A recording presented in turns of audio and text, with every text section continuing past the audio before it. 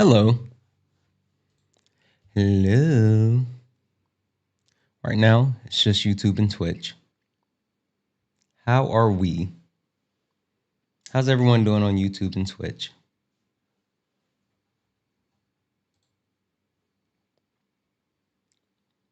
Hope everyone's having an amazing night.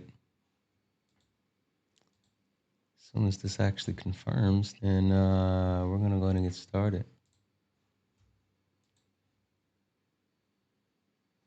Hey, Mug Tech.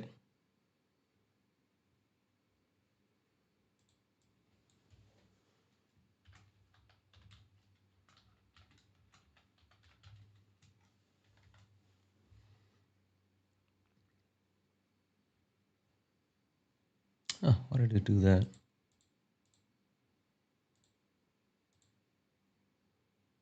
Sorry, guys. We're going to get started here in just a second. Just trying to make sure I have everything set up on the TikTok side. And I'm trying to be a little fancy. Hey, Feisty. How are you?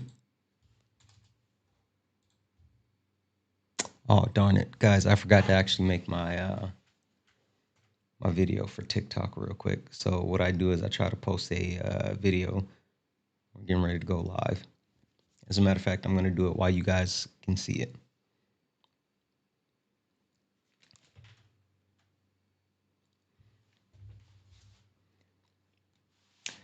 As you can see, the circle's lit up right now because Late Nights with Santana is back. This week, we are getting into the reason behind why it seems like America wants to stamp out anything that is not American culture. We're going to talk about the Black history. We're going to talk about religion. We're going to talk about assimilation within the country. And we're also going to talk about our differences. So if you're someone who's interested in joining the conversation, go ahead and click the bubble.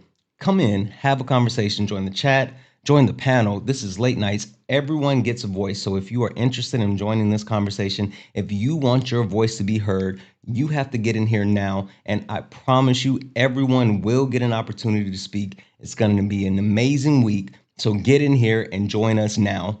Click the circle. That's how I do it, guys. And I check it, of course.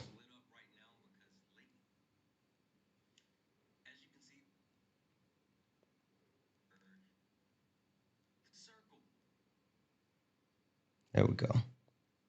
All right. And then we have to post it. Then we have to post it.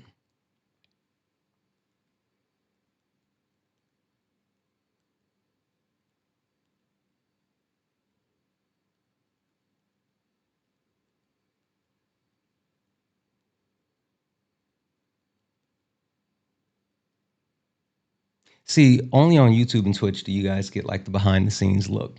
They don't get to see this on TikTok.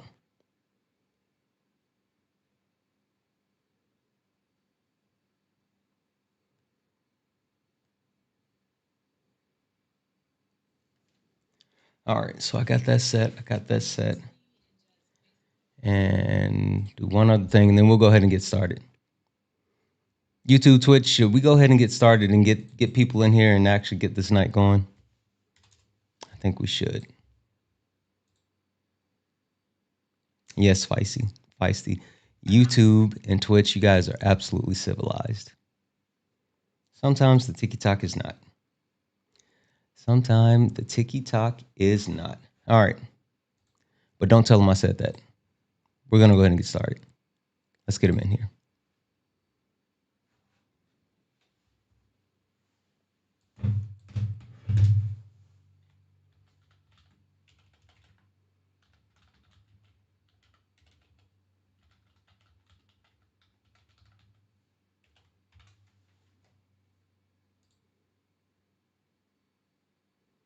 All right.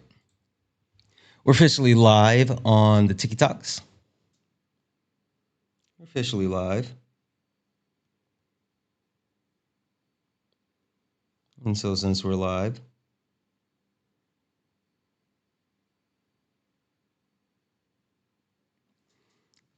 we have people getting in here. Let's go ahead and send out the bat signal so people know, like, hey, you guys should get here. Let's let the people know. Got to give the people what they want. Ba-na-na-na, ba-na-na-na. Got to give the people what they want. Da-na-na-na, da-na-na-na. All right, guys.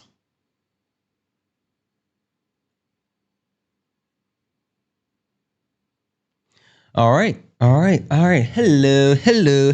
Welcome in, everyone. Welcome in, beautiful people. I hope everyone is having an amazing evening. I'm excited to be here for late nights. I'm so excited to be back. It's going to be a wonderful, wonderful evening. I have an amazing topic lined up for this week, and I'm so excited to share this topic with you. I think this is something that is very much needed, especially because of the place where we are right now. Right, we're in a place today where it seems like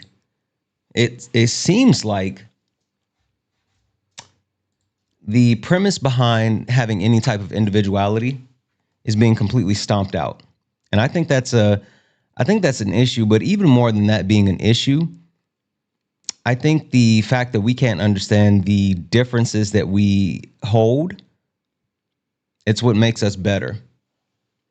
It is literally what makes us better. So guys, if you don't mind, tap the screen, share the live. Let's go ahead and get the likes up. Let's get the likes up to 8,000 likes. As soon as we get the likes up to 8,000 likes, I will open up the panel. If you're someone that's interested in joining the conversation, go ahead and request up. If you're interested in joining the conversation, we will get you up here, but we need the likes moving. Also, guys, send your daily heart me. It's only one coin. It'll help boost the live and push us out to the FYP. And with that being said, let's go ahead and crank it up. Yeah, this ain't your regular panel. Nah, we speak the truth. Late nights with Santana and Mama Jones watching. Better keep it clean. Let's go. Hey. Late nights, truth in the convo. Everybody get a seat at the table. From the block to the books, we mindful. No screaming, just dreams in the Bible. One mic, one voice, we build bridges from the heart of the hood to the world's big issues. Politics, pay, different cultures, but the real ones listen before they rebuttal. Late nights with Santana. Yeah, Mama Jones watching, so keep it grown. Ain't about flexing, this a purpose zone. Santana hold it steady when it might get hot, but we ain't here to fight, we here to connect the dots. Yeah, late nights with Santana. You already know. Late nights with Santana. Late nights, no static. Hey. No highlight reel, just the soul's reflection. No shade throwing, just connection. From streetwise truths to deep reflections, we turn hard talks into blessings. They say they run a game, we build new rules. We here to heal, uplift, and break the old rules. They kept us boxed in, divided by fear, but you find us lined up when the truth appears. Yeah, weekly topics, hearts wide open. No judgment, just motion. Real ones are talking, no cussing. Cause Mama Jones still watching, no fronting. Yeah, late nights with Santana. You already know. Late nights with Santana.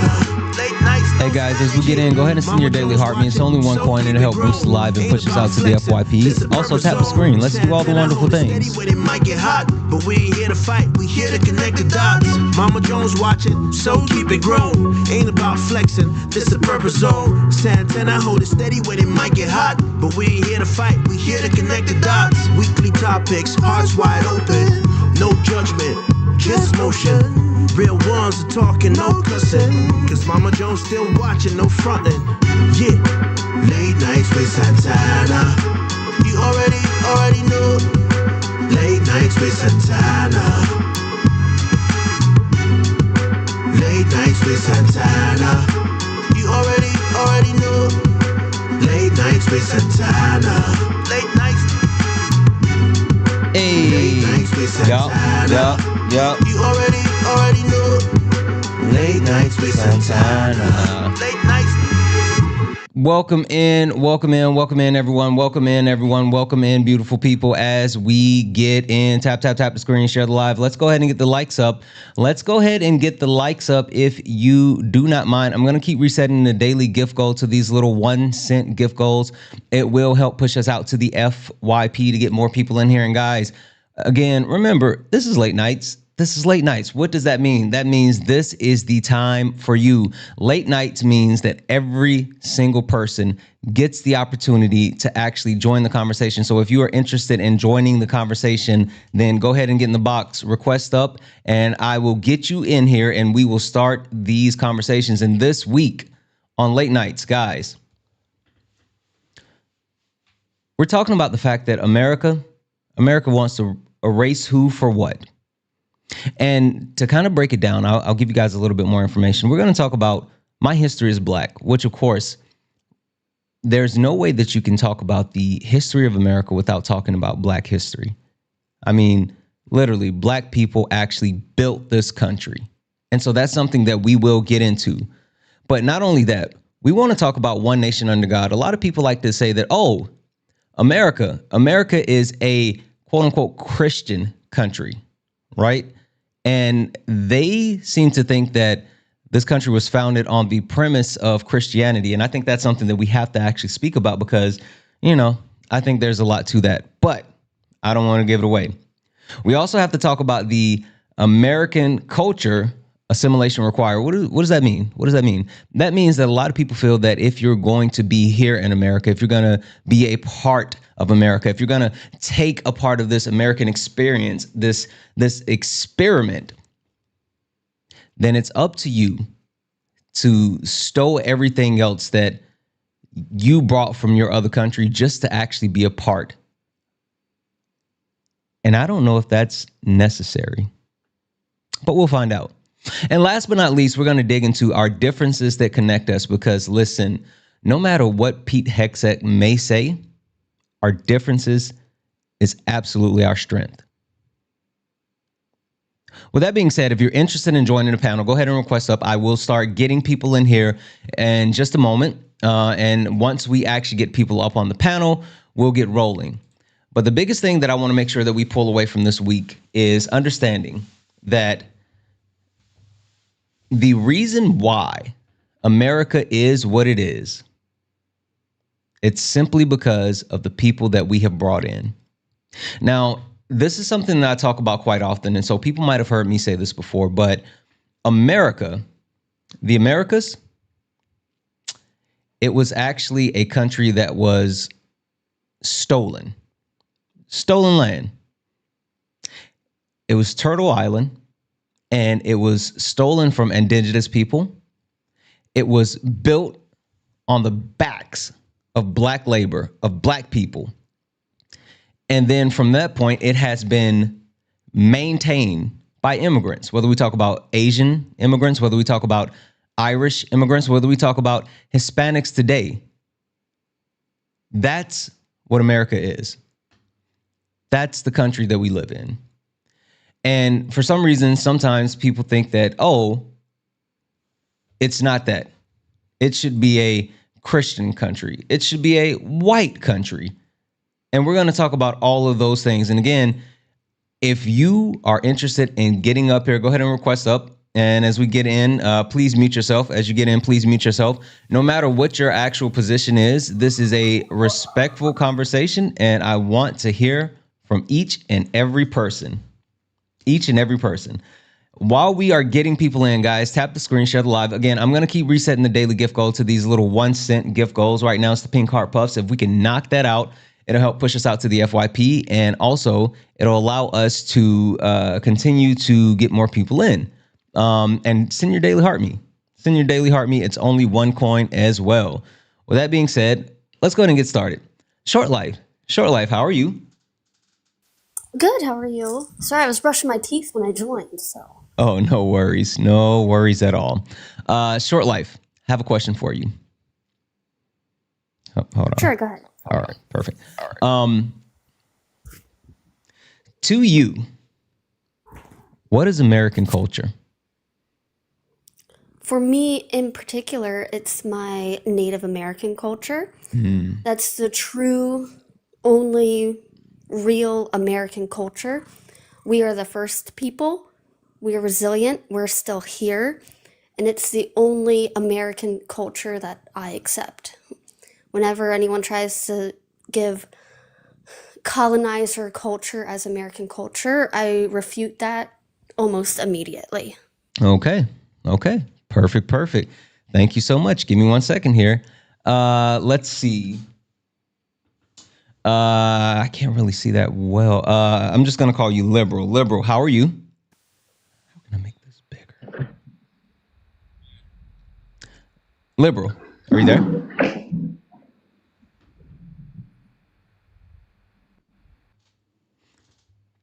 Liberal going once. Hey, Lib. bud, can you hear me? Yes, yes, yes, yes. I can hear you. How are you?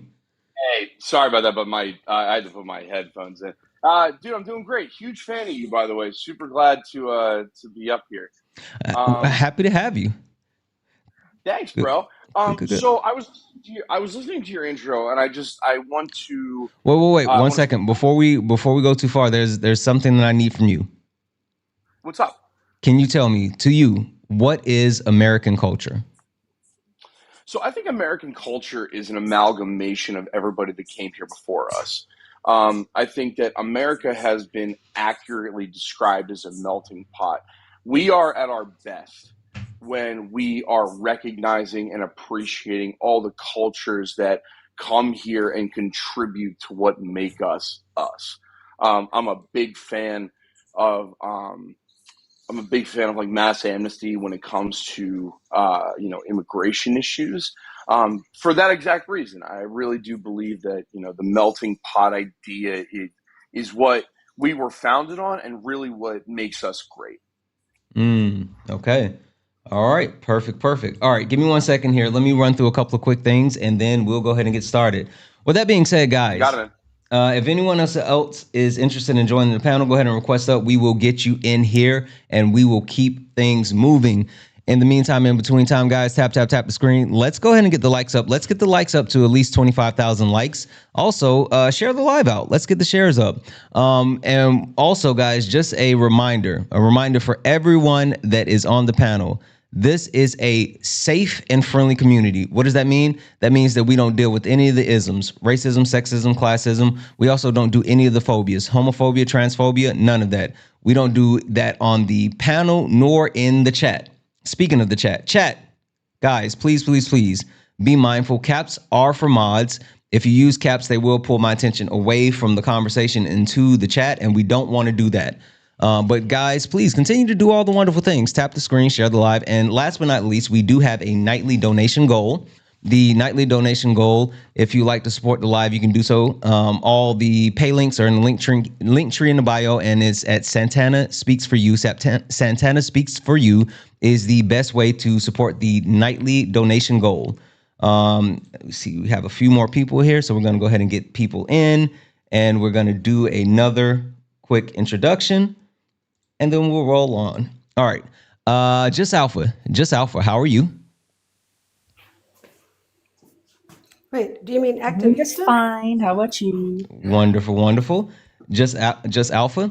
Question for you: what is American culture Yes. American culture? to you? I mean, to me, American culture is a giant mix of almost anything really imaginable. I mean, literally, my mom was a Czech immigrant. So, with regards to people and marriage, it's like, well, my mom came here and eventually found legal citizenship, but she did not real. She could barely speak any English. She married my father, who at the time was in the United States Army, and he was stationed in Germany at the time. That's how they met up, and eventually they moved to America. They moved to America together. Um, and so I see American culture as something to where we do not. Yes, our culture is flawed in the sense where yes, we are undeniably on stolen land, and we have unalived literally millions of innocent people in order to achieve the borders that we have for our nation now. But at the same time, we also have this premise of if you come here, you can become something greater than yourself. You are quote unquote American. You are someone who's like destined for something great. And Mm. that's what I think American culture is in a nutshell. Okay. Okay. Perfect. Thank you for that. All right. Next, Activista, now coming to you. Activista, how are you? Hey there, Santana. I listen to you all the time. Can you hear me? I can.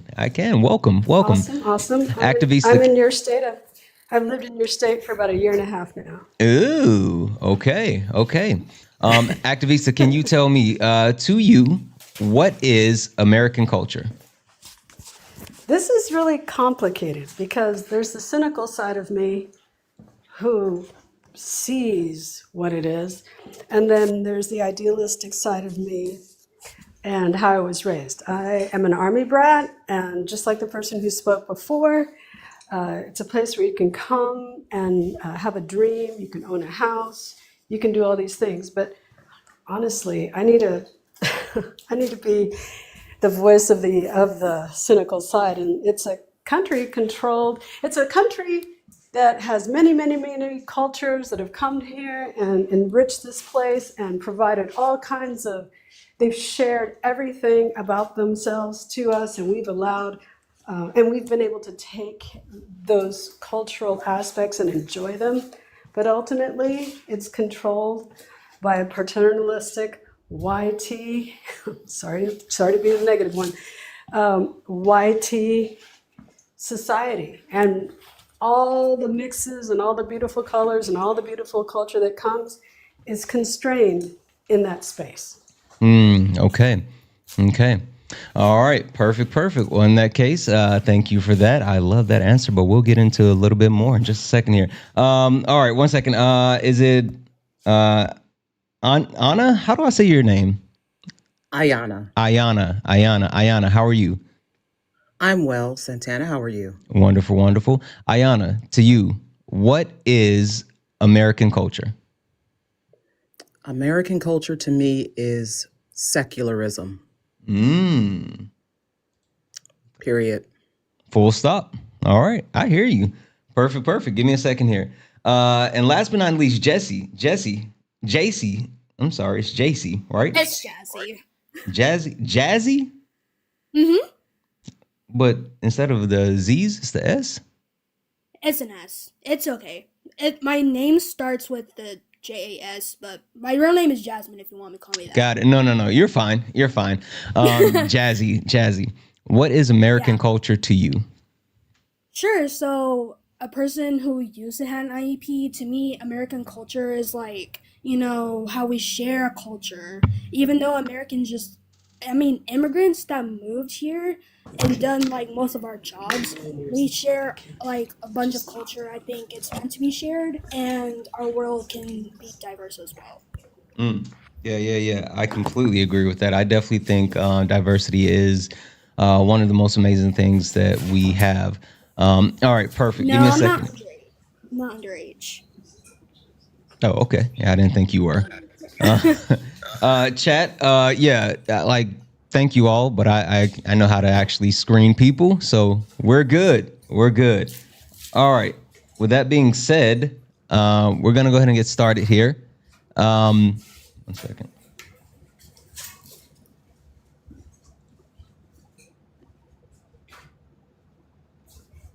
Who am I missing? Does everyone? Who's not muted? I thought I had everyone muted, but I hear it. Activista. I don't know why it's That's weird. I don't know why it sounds like you are. Yeah. Well, no, you're not muted. I can hear you. Well, that's weird because it shows it on the screen. I thought so as well because I clicked on the mute button and it said that you were muted. That's weird. But anywho, we're gonna go ahead and get into it. Could you click the mute button for me, please? Yes, I'm doing that right now, and I don't know why. This is such a...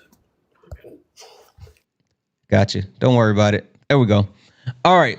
So we're going to go ahead and get into it. We are going to go ahead and get into it. And I want to start with Short Life. Short Life, I'm coming to you.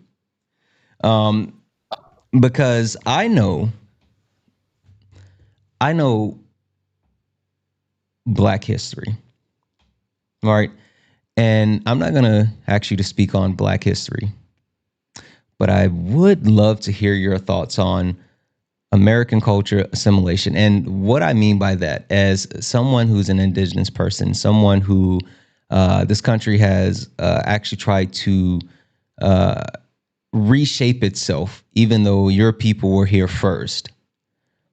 What do you think, or better yet, what do you what do you think as far as the way this country has tried to make a shift and not only wash over the history of your people, but make anyone else who comes into the country say, hey, you have to fall in line with this American way? I think it's ironic and hypocritical, all kind of wrapped in together, because when the colonizers first came to America, they essentially would have unalived without the indigenous way of life. We taught them to garden, to farm, agriculture, hunt, process, because the original animals here, while obviously they're similar, they're also different than what's available in Europe. And climate's a lot different, and everyone accepts that without the indigenous people, our beliefs, and again, our culture, which made farming and agriculture and everything what it is, they wouldn't be here. And to be kept from our way of life, forced on reservations, a lot of the Plains natives were almost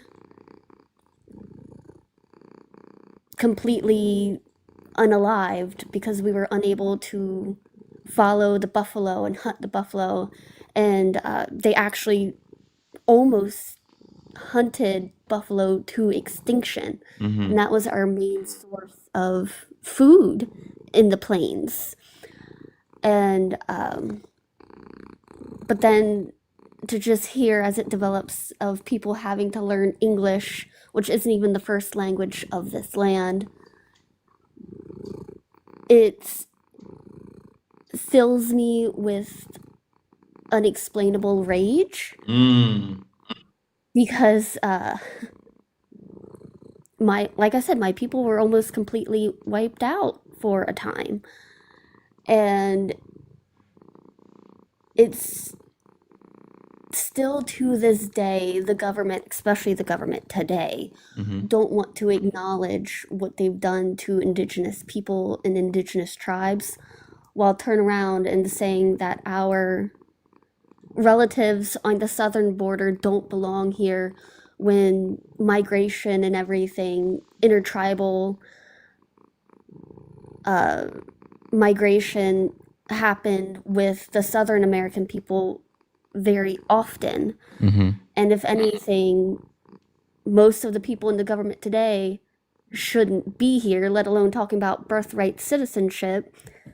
We have the birthright citizenship. We should get to dictate, you go back to your country.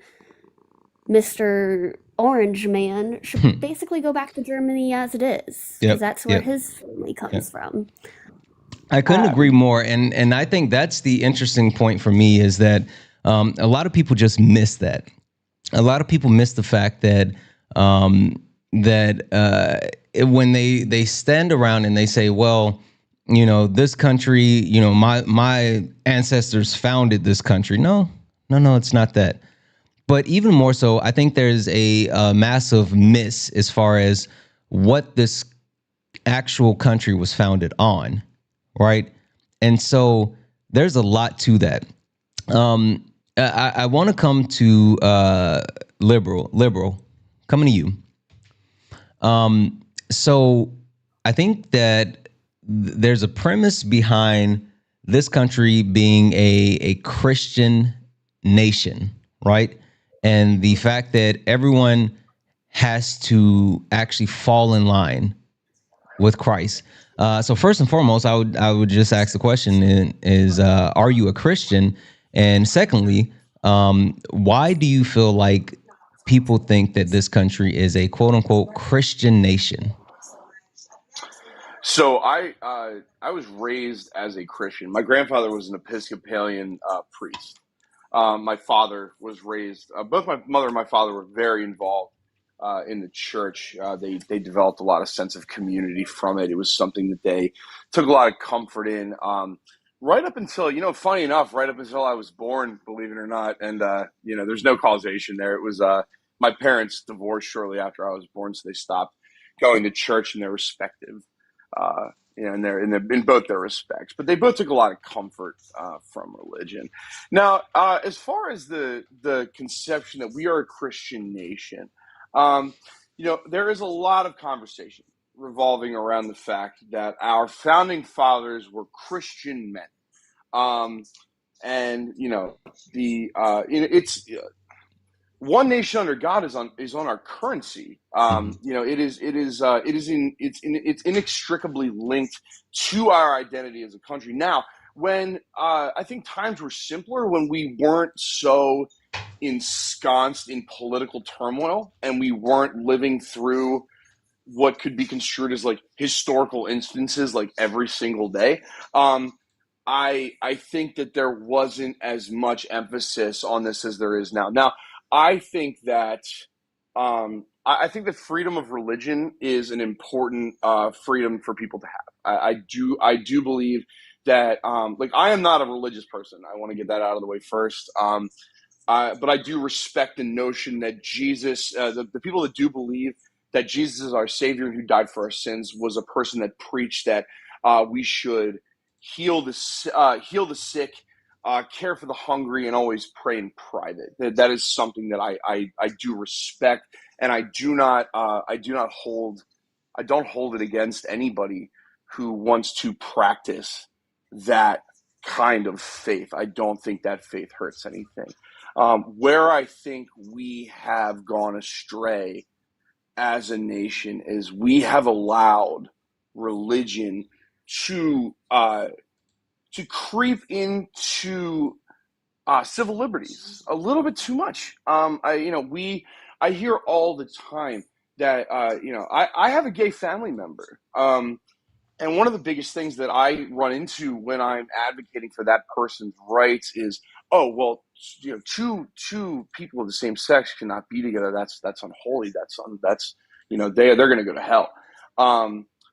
Now, that to me, I view as an infringement on people's liberties, and using religion and faith as a mechanism to do that, I believe, causes active harm. Yeah. So let me hop in for half a second because you said a lot and I want to make sure that I get to it and I don't want us to get too far away from everything. Yeah, man, I talk fast. I apologize. No, you're fine. You're fine. So something that I do want to cover, though, is because I agree with you, right? I think for me, one, people use religion as a sword instead of it being the shield that it's supposed to be. But I think also there's a misconception of a lot of different things, right? And when I say a misconception of a lot of different things, I think a lot of people don't understand what this country was founded on, what it is or what it is not. And I say that to say, one, people love to say, oh, this country is it was founded on Christianity. The founding fathers were not Christians, right? I think that a lot of people have a misconception that the founding fathers were these Christian men, and that was not the case. The founding fathers were deitists. There were some of them the deitists. Some of them believed in religion, but others did not. But then also there's a massive misconception around what the actual what's the country, what the country is actually founded on, right? Because people love to say, oh, it's founded on God. It's in our Constitution. Blah blah blah blah. We take a look here. I love this actual site. This is from Pew Research, and this talks about the actual 10 facts about religion and the government in the United States, right? And one of the biggest facts, one of the biggest misconceptions that people don't know about, it's right here. The United States Constitution does not mention God. It doesn't. Like, that's not a thing. So there's a lot of people that believe that, God is the premise of who we are, and what we do, or blah blah blah blah.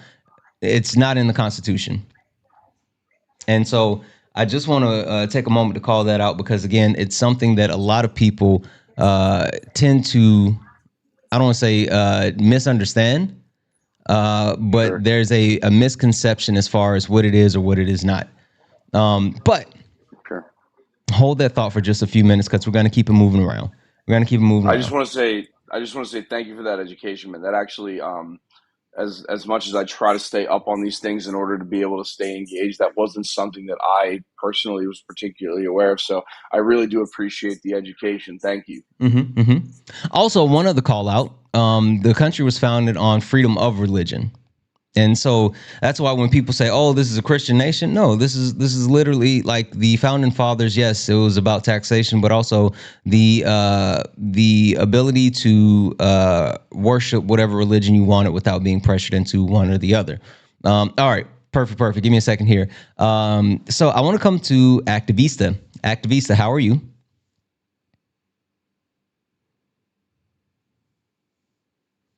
Dupe. Hi. Hi, Activista, and I apologize. I'm trying to scroll in and see your profile picture a little bit better. What race are you? Okay. I'm white presenting. Okay, perfect. All right. That's what I thought, but I didn't want to make an assumption. Activista, why do you think that in this country there seems to be a massive push, more so now than ever, to have anyone that comes into the country assimilate to what is considered "quote unquote" American culture? Oh gosh. Santana, this is kind of an open question, but it's so complex. It depends on who's asking the question. If it's It's me. I'm asking the question. No, I know, but you're couching it. You're couching it. Why is it that people are expected to assimilate when they come into this country? But and okay, who is saying that though? What group of people are saying that? Because assimilate to what degree has a lot to do. I can say it with my whole chest, but I don't want to say it just yet. But I'll say it. You know what? Fuck it. Maybe I need to say it with my whole chest so we can go ahead and get it started. White people okay. Often say that that other people, specifically right now, they talk about people that are coming from other Hispanic countries, Southern countries, whatever the case may be, and they say, "Oh, well, they need to actually assimilate," right? And so that's the actual issue that I'm talking about. But why? Why is there a need or a desire or a feel that people should assimilate? Well, this is really interesting. I'm Puerto Rican, and my parents came to the States via the Army, and I saw the backbends that my mom had to make to assimilate, as you say. They want people to assimilate, in my mind. The first answer is so that they can feel comfortable. I mean, I actually don't think there's much more to say than that. They want everyone coming here to assimilate so that they can feel comfortable. They don't want to spend any time, effort, money, creating bridges for people that come to this country.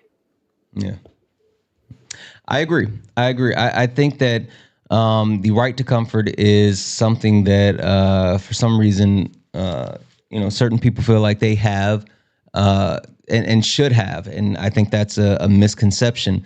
But even more so, I think that telling other people that they need to completely forget who who they are, what their culture is, where they come from, and just fall in line is something that's a little bit mind blowing to me. But we'll get into it. Perfect. Give me a second here, guys. Okay. I'm gonna keep resetting this daily gift goal to the little 1 cent gift goal. I think you guys keep knocking it out, and you're fucking awesome. I'm gonna keep resetting that. Also, guys, if anyone would like to support the live, we do have a nightly donation goal of $250. Cash App, PayPal, Venmo, pay links in the link tree in the bio. Santana speaks for you. Best way to support the live. Everything's accepted, anything's appreciated. If you're over on the YouTubes, first and foremost, hit the like button. But I will also read that out if you send a donation. With that being said, let's keep it moving. Ayana. Yes, sir. You're a black woman, right? I am, yes. Listen, Today. Exactly. When did you turn black? Do you remember when you turned black? July 18, I believe it was 1978. Perhaps it was when I was in the womb. We don't really know. Listen, I remember real quick story time with Santana, if you don't mind. I remember when I turned black. It was about the 99 or 2000, and I was walking into a local chicken joint, and I was like, "Hey, I would like to try some of your lemon pepper chicken wings." And I had never tried them before, and I got the wings, and I took a bite, and the tangy taste of the lemon and pepper kind of hit the back of my throat, and then all of a sudden I heard dun dun dun dun dun dun dun, and at that very moment I think I turned black. Anyway, all right, Ayana, I can't stand you. I literally can't. question for you.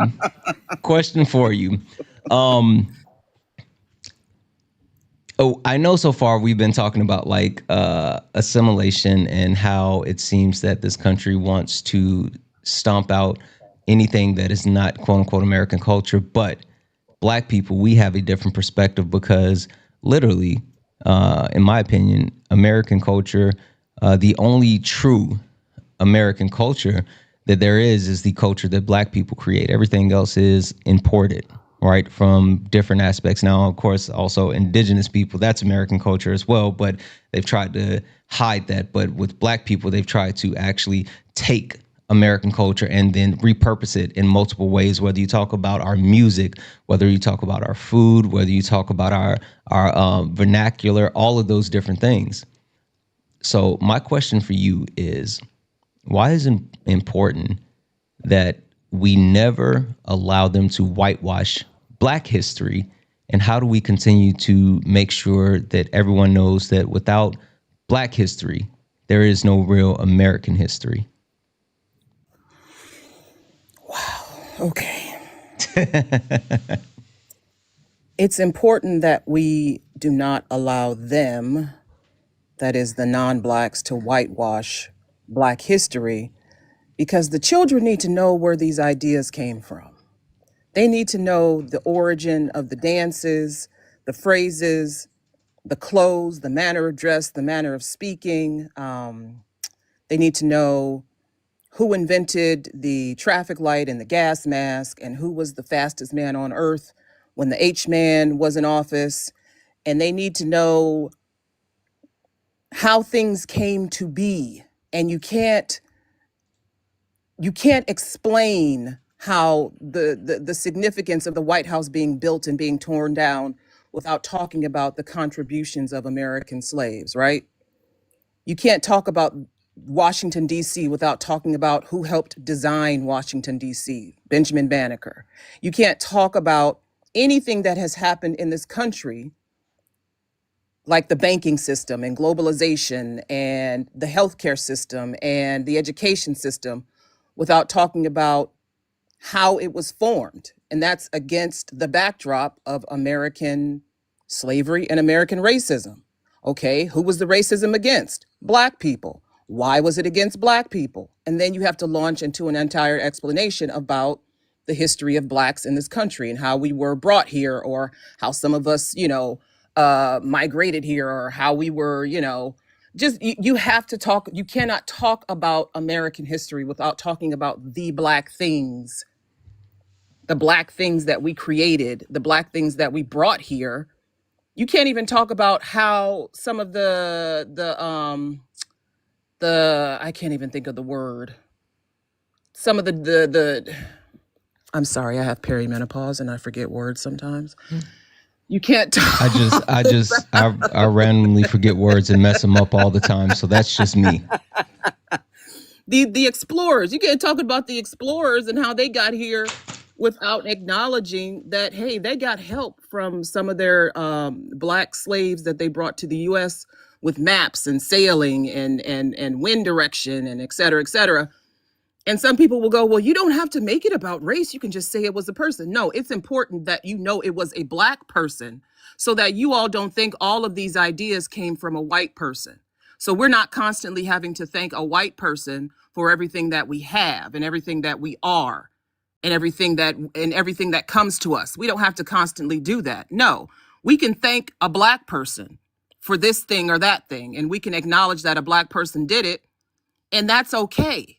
That's okay. It's important because white people love to exert their power by making you think they did everything, that they did it all by themselves, that they did it on their backs, that they got it out the mud, that they had to pull up the bootstraps, that they had to wear bread bags as shoes, and et cetera, et cetera. No, sometimes you look through the window of Miss Mabel's house and she was making a pie and you decided that you wanted to take that recipe and sell it in your stores as Aunt Jemima pancakes. Sometimes that's how things happened. Mm-hmm. Sometimes things were stolen, and you need to acknowledge that. Mm-hmm. Mm-hmm. I don't want to go on, but I couldn't say it better myself. I think that there is a misconception as far as the contribution overall, as far as Black people in America. But even more than that, I think there's a misconception as far as contribution of other people to build this nation. And that's something that I absolutely have a problem with. Perfect. Give me a second here. Guys, W's in the chat for Paisley, who sent a $13.99 super chat and said Toronto's going to the World Series. Yes, Toronto is going to the World Series. Begrudgingly. Yeah. Anyway, W's in the chat. Guys, if anyone would like to support the live, we do have a nightly goal of 250. Cash App, PayPal, Venmo, pay links in the link tree in the bio. Santana speaks for you. Best way to support the live, and it allows us to keep the live going. With that being said, I want to actually challenge the chat because I know sometimes, I let you guys get a little bit, wrapped and enthralled into the conversation. And I want to keep us all locked in. So currently, right now, we're at 32,000 likes. I am going to throw up a timer, and I would like for us to get to, let's say, 75,000 likes within the next 10 minutes. I have faith in you. I know we can do it. You see the timer? It's on the screen. 75,000 likes in the next 10 minutes. Exact. All right. With that being said, Jazzy, coming to you. Jazzy, I know we have kind of been all around the board when it comes to a couple of different things, and the big thing that we have gotten into so far is the actual assimilation piece. Jazzy, I would love to hear from you as far as why you think that there's a constant call, especially in America today, to get people to assimilate. Oh my gosh, I don't know. It's a good question, but I don't know how to answer it fully. But I don't know how to say it. Okay. You want to try to put any of your thoughts out? Yeah, but at the same time, sure, there's positives in America, but at the same time, there's a mixture of, hate crimes and hypocrisy. You know what I mean? And, at the end of the day, sure, we may have a lot of things in our life, but at the end of the day, sometimes, for example, I'm biracial, and, sometimes we get hate crime because due to racism. Black people or immigrants, to be at that.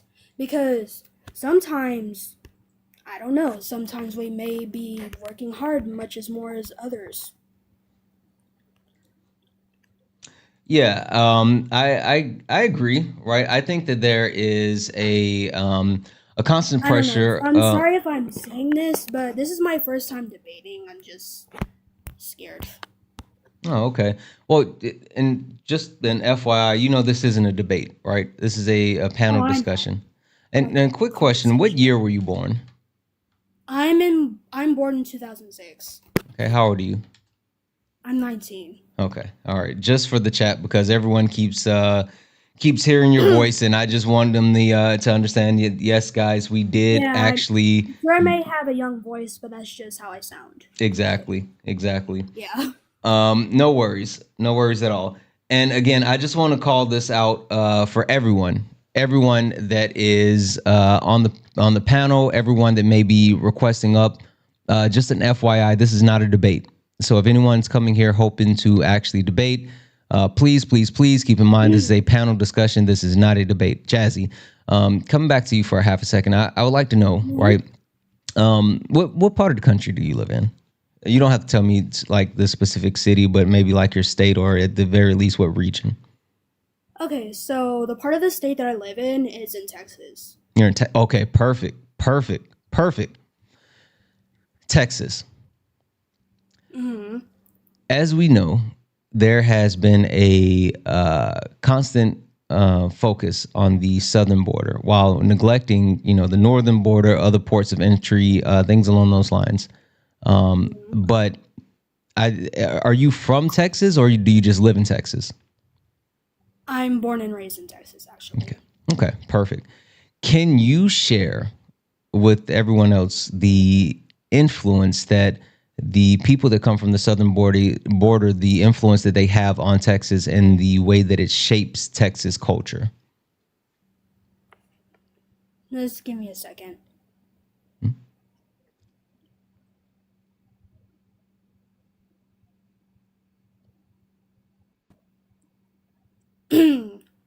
As we may know, we have different influences, such as Southern hospitality. For example, most of us, we have country music because not many of us are from Texas, you know what I mean? And sure, we may have a big state, but at the end of the day, there are some Texas cities that we may have high crime rates. Okay. Hey, Jazzy, I'm gonna drop you down. Thank you for coming up. You can continue to hang out here and listen, but I think that at this time it may be better to have you listen from the chat instead of engaging on the panel. But I really appreciate you coming up. Sure. All right, thank you. All right, Brenda, how are you?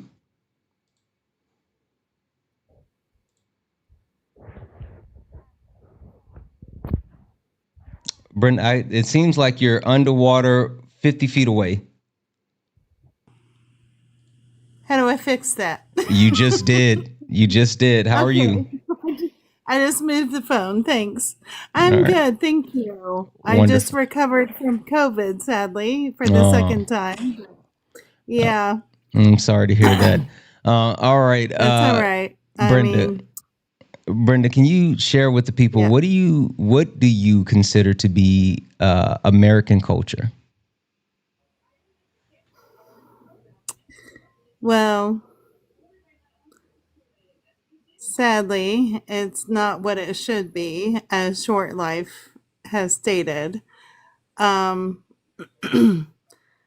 Because I think we've all been indoctrinated to believe that it's supposed to be, people saying that, yeah, it's a melting pot. You come here and you're supposed to be able to do whatever you want in a capitalist system. But in actuality, we haven't been, doing what we should be doing especially to honor, indigenous people and that sort of thing, because we've tried to erase them, unfortunately. Yeah, I agree. And And you know what? Hold on. Yeah, let me introduce Sandy, and then I think I'm gonna not even gonna lie. I think I'm gonna throw a bit of a fire starter out there, but give me a second. Shady, Shady, how are you?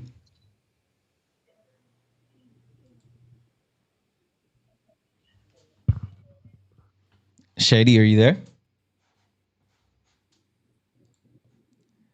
Shady going once. Shady going twice. Shady, I'm gonna drop you down. All right. Guys, if you'd like to join the panel, you can. Oh, you didn't. Oh, it's okay. It's okay. No worries. No worries. If you'd like to join in live, you can do so. Also, guys, we do have the timer that's still rolling. We got 2 minutes to get up to 75,000 likes.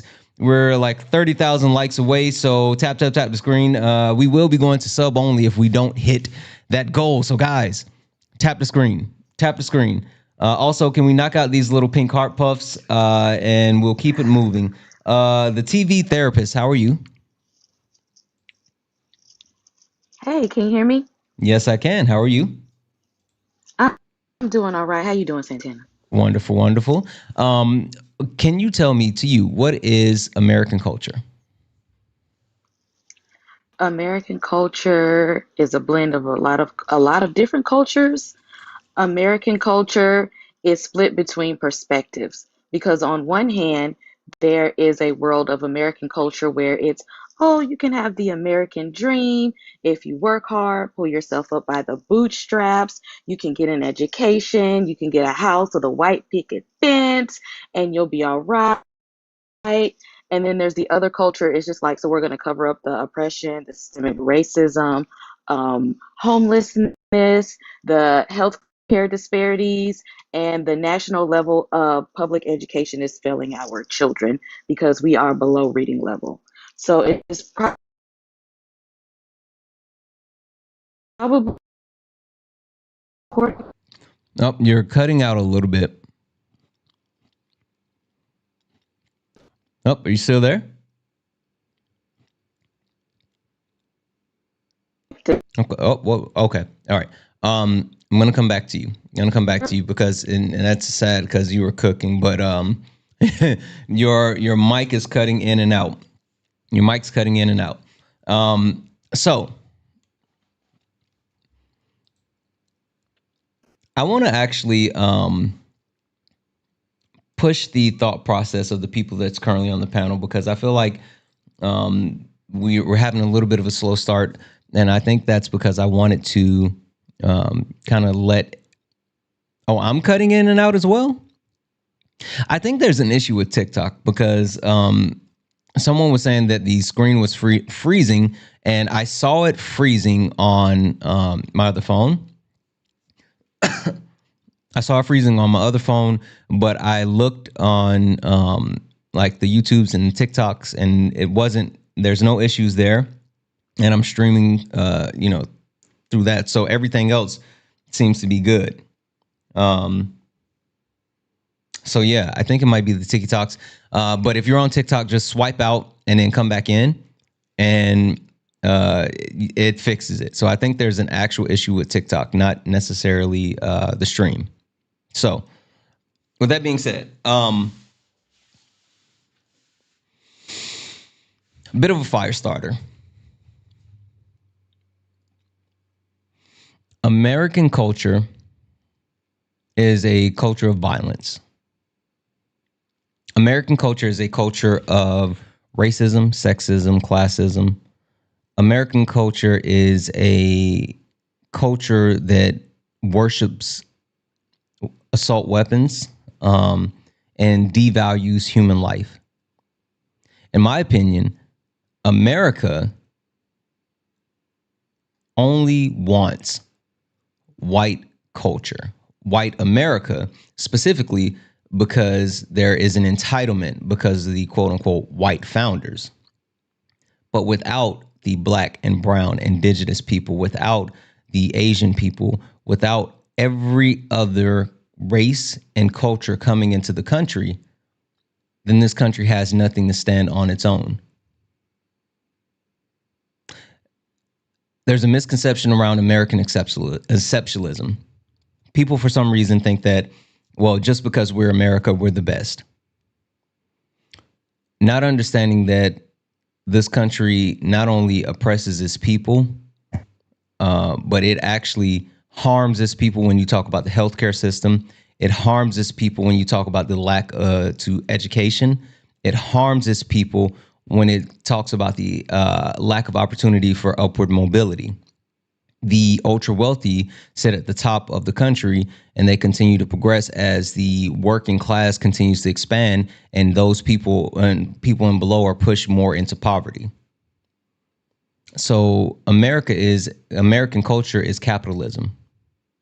American culture is racism. It's sexism.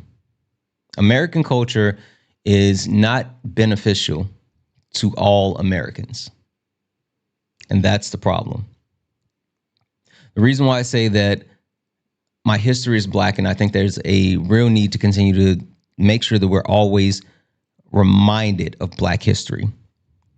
The reason why the idea that the Smithsonian needs to be whitewashed and the history of slavery needs to be removed. It's negative because once you start to wash that history and forget that history, then you do things, or you portray a narrative like down in Florida where they say that, well, slavery wasn't that bad because Black people actually learn skills from slavery. You get people who are white nationalists advocating that, well, actually, slavery is not innately bad. And as a quote unquote Christian, you should be able to defend slavery.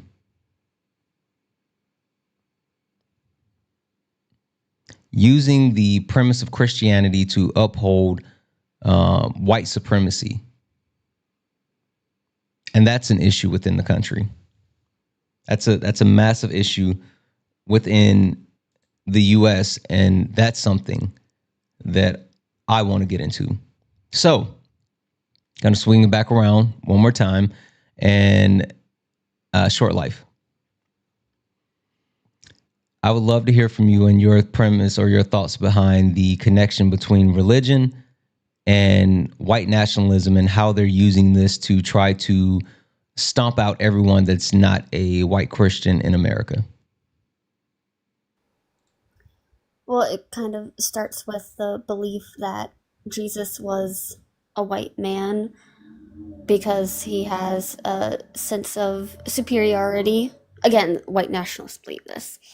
When it's he was a brown man from the Middle East, and kind of the thought process of, if we can take this historically accepted, moral, just, loving man and make him white, we can justify our beliefs, our racisms, all of the isms, because this is what the white man who's all holy, all accepting is preaching. So we got to push that narrative. And he can't be a Black or brown man, because if he is, then we're in the wrong because we're white nationalists. And it'd be a direct hypocrisy to what we're trying to, and I'm saying we're as in the headspace of the white nationalists, not we're like that's what I'm thinking. The message that they're trying to push out. Yeah. Yeah, I completely agree. I think there is a lack of understanding and a lack of accountability. I completely agree with you. I think that having the premise that the religion that we serve is all good and all positive is not only a misconception, but like if you are someone that you consider yourself to be a Christian and you read the actual Bible, you understand that like the premise of God is a wrathful, jealous God. And so I think there's a lot behind that. But with that being said, I just noticed, guys, we did not make the goal. We did not make the goal. We did not make the goal. We did not make it to 75,000 likes. So with that being said, we're going to turn the comments off, or we're going to go to sub only. We're going to go to sub only, or however that fan thing is. So give me a second here while I figure that out. And then also while I figure that out, keep tapping the screen. We're gonna reset the goal, and as soon as we get up to 75,000 likes, heck, I don't know how to do the sub only thing at the moment, so I'm just gonna turn the comments off completely. There we go. We're just gonna turn them off completely because I don't know how to do the other way. So the comments are off.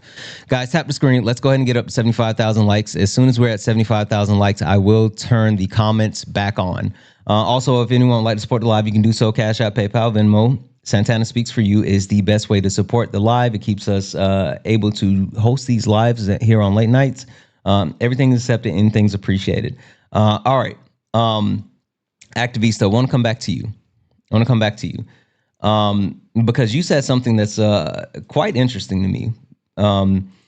I know you said that you're white presenting, but you said your parents are from Puerto Rico. And Correct. I would love to know how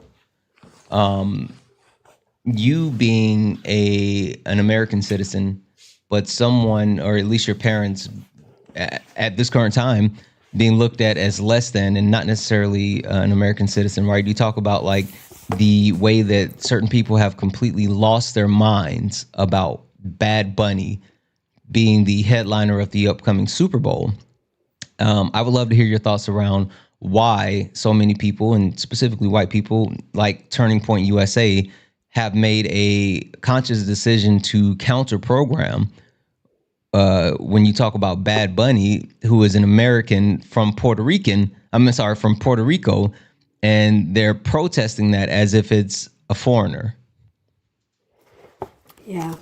Well, this is a lot of things, right? And this is something that you already know in terms of what the right, what conservatives and what radical conservatives are doing, and that is they're putting out information that's untrue. And if as long as people stay ignorant and don't understand that Puerto Rico is a protectorate of the United States, then they can be fine with that.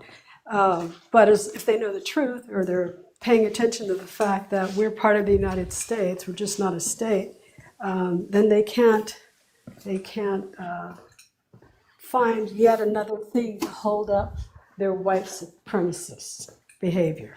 And so that's, to me, the main reason. It's just another opportunity to say that is not YT presenting.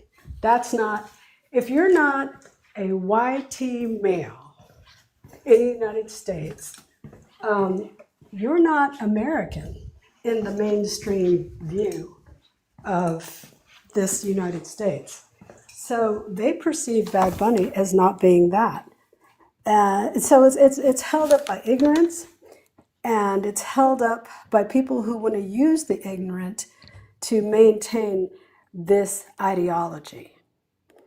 Yeah. And you know they're going to sit and watch the Super Bowl, and they might turn off the halftime show, but they're going to be sitting there eating Mexican refried beans and nacho chips and fajitas and all kinds of fabulous foods that don't come from the States.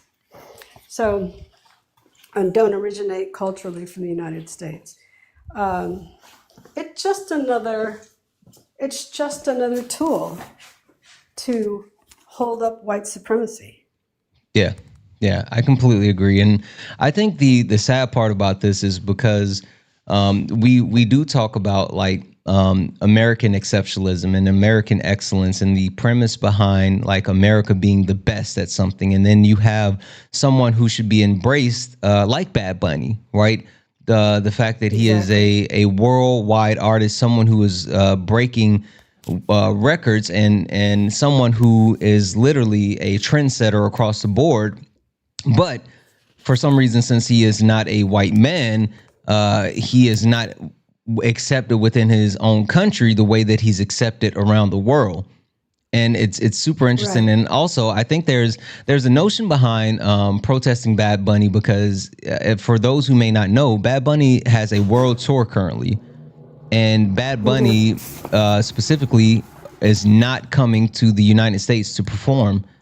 And the question has been, hey, why aren't you actually picking a place in the U.S. to come and perform on your world tour?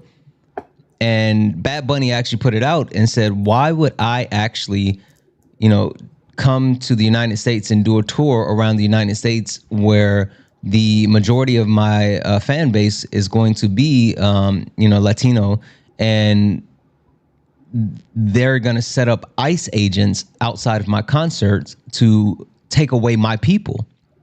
And so 100%. when you talk about having like a worldwide artist who is not able to actually share his art with his country because of what the country is doing to his people, that's a problem. Right. It's absolutely a problem. Also, W's in the chat for the chat. Welcome back, guys. Thank you for getting it up to 75,000 likes. We're going to go ahead and turn the comments back on. Welcome back. Also, W's in the chat for Jillian. Jillian sent a $5 donation towards the nightly donation goal, saying, let's get this thing started. W's in the chat for Jillian. Thank you so much for that $5 donation, Jillian, guys. That means there's only $245 left in the nightly donation goal. Cash App, PayPal, Venmo, pay links in the link tree in the bio. It's Santana Speaks for You. Best way to support the live. Everything's accepted. Anything's appreciated. I want to come back to Ayana for a second. Ayana, I would love to hear your thoughts on the situation that we just spoke on as far as why this country is not embracing like one of the biggest musicians in the world. And also, how do you think that correlates to the way that successful Black people have been treated within the country? You know what? I would love to go back and change my very first answer to the very first question that you asked is what is American culture? I should have said that American culture is a bunch of myths. That's what our culture is, a bunch of myths. And it's one myth to cover up another myth, to cover up the truth of the matter. And the truth of the matter is that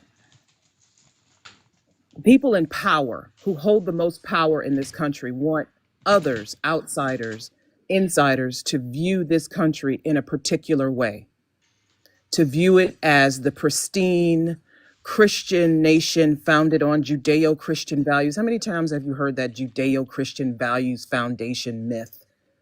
How many times have you heard we were founded on the principles of the Bible and the 10 Commandments, and we need to put the 10 Commandments everywhere? And there's something that really sullies that idea. It sullies that ideal system, is the presence of a territory that was colonized by the United States where people speak Spanish. The idea of this just sullies all of that. It sullies what they present, that myth they present about the United States being this white Christian nationalist nation, where even if you're Black, you have to conform to the ideas of Christian nationalism. And Christian nationalism itself is an abomination. It's un-American. It's so far from the United States that it shouldn't even be mentioned in the same sentence. The United States itself was created as a separate nation, not even a new nation, but a separate nation. We invented separation of church and state. That's why we were created, because the founding fathers wanted a separate country where they could practice their religion, or where they could have their government free from intrusion of religion. But they could also practice any religion they wanted, or no religion at all. And so over the years, these myths have been building about how the nation was founded and what this nation, the principles were really about, and who our people really are, And so when you have this guy, Bad Bunny, what is a Bad Bunny? And he's only touring in Puerto Rico. He's not coming to the mainland. He's not going to do any songs in English. His mother tongue is Spanish. He doesn't have to do anything in English. He doesn't owe you, he doesn't owe us English. That's not his tongue. And as a matter of fact, his country is a colony. He's been colonized by the United States. Not only that, people in our country who call themselves Puerto Rican, who are Puerto Rican, are treated as if they are not American.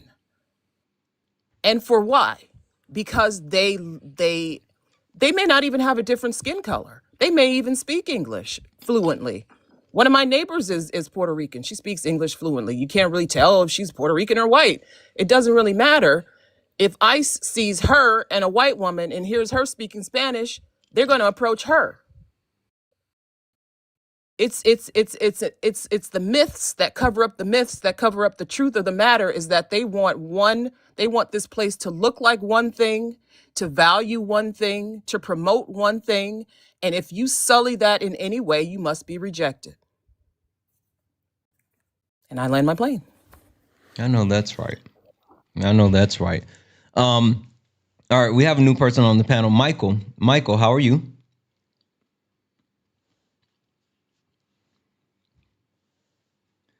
Michael, I'm going to send you a request to come off mute.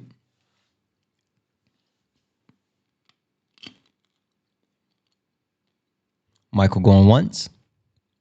Michael going twice. All right, Michael, I'm going to drop you down. TV therapist, checking back in with you. You still have bars, but how's your signal? Can you hear me? Yes. Okay. Can you all hear me? Okay, Yes. great. Yes. TV therapist, I don't want to take this for granted, but I will ask the question, are you Black? Yes. I am African American. I am blackity black. Okay. All right. I guess my question for you, hearing what Activista just spoke to and what Ayana just spoke to, I want to spin that across the board when it comes to like Black people, right? And are you a Beyonce fan? I mean, I wouldn't say I'm in the beehive, but I do listen to her music. Got it. So one thing that really struck a chord or a nerve is when Beyonce decided that she was going to put out country music. Yeah. And people lost their minds. People literally started not only taking shots at her, but saying that she's not country, right? And then when she put out the music, and then that's when she came out with like Cowboy Carter, she did the tour, all this other stuff. And one, not really understanding the inception of country music was really derived by Black people, but even more so, Black people in the South. Like that's a part of who we are. Country music is a part of who we are as Black people from the South. But I guess my question for you is, why wasn't this a moment that celebrates what America is when you have a Grammy-winning worldwide artist like Beyonce, who is leaning into a very quote-unquote American genre of music and country, and looking to push that out to the rest of the world? Why was that such a thing that got like such a big backlash, and even more so, people tend to look at it in a negative way? She didn't fit the picture of what white America wants you to think that country music should be related to. The thing is, America wants to tell you a story of the history that they want you to know. And if they want you to know that the history of country music is supposed to be colonizer type music, well, you can't have one of the most highest grossing artists in America be an African American female, and now she's the face of this genre, when we want everybody to think that country music belongs to this group of people. But when they don't know their history, They don't know that most genres of music came from Black people. But we don't want them to know that. We don't want to know that most music came from Black people, most different type of genres, fashion, food. We don't want them to know that because the portrayal of what America looks like is patriarchy, white male patriarchy. We don't want to portray that all of these other minority races have made America what it actually is. And if you all think that this genre of music is now coming from this group of people, well, what does that look like? The story that we're trying to tell everybody else about what America looks like and what it's going to be like when you come over here. It's not fitting their narrative. So, of course, it's going to be outrage over it because they want people to believe a certain thing that it's not. Yeah. Yeah, I completely agree. I completely agree with that.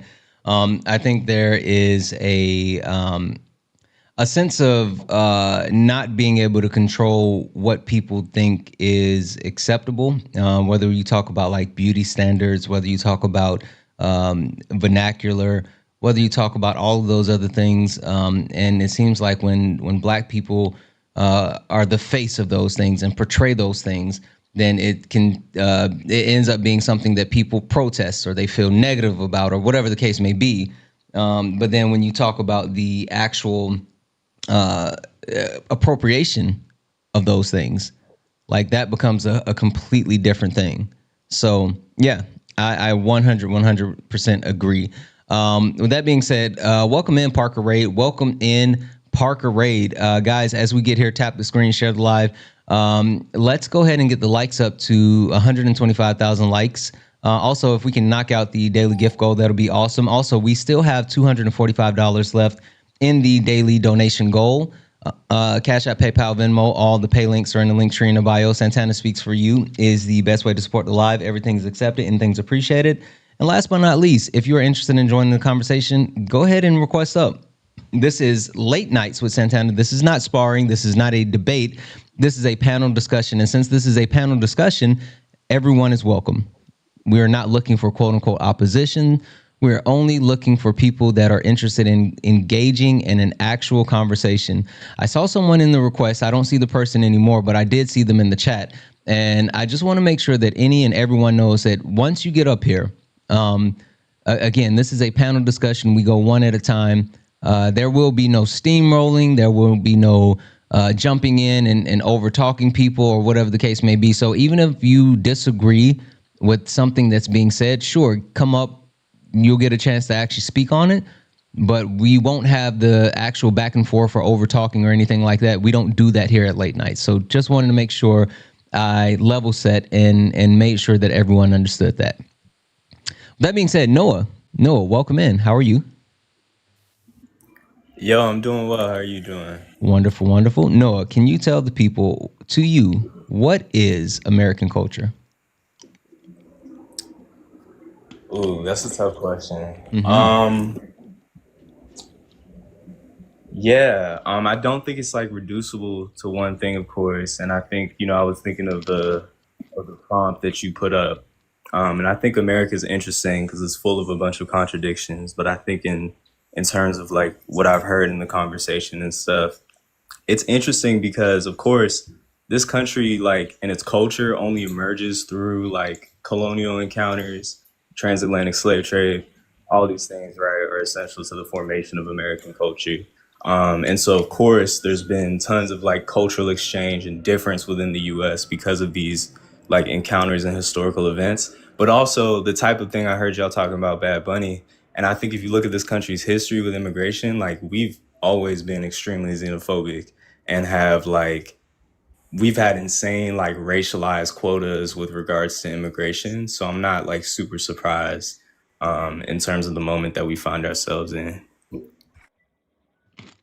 Yeah, no. And the funny part about that is when you start to take a look at not only the quota, right, the premise behind what's being done here in the U.S. now, which is more so they're going from, saying that, oh, we have a quota and we specifically want to get it this way, to just saying, hey, we have a number, hit the number. That's interesting. One more thing for you, Noah, before I jump off and go to someone else. Black culture. Why is it so important to not allow Black history to be whitewashed and removed? Because it seems like there is a concerted effort at this point by this administration to um, make it more palatable and to pretend as if it didn't really happen. Well, I think, it's going to be difficult to raise consciousness among people if people are unaware of our history. And I think we're like in an anti-intellectual crisis in general in the States. And so this intentional erasure of history by this administration is only going to exacerbate that.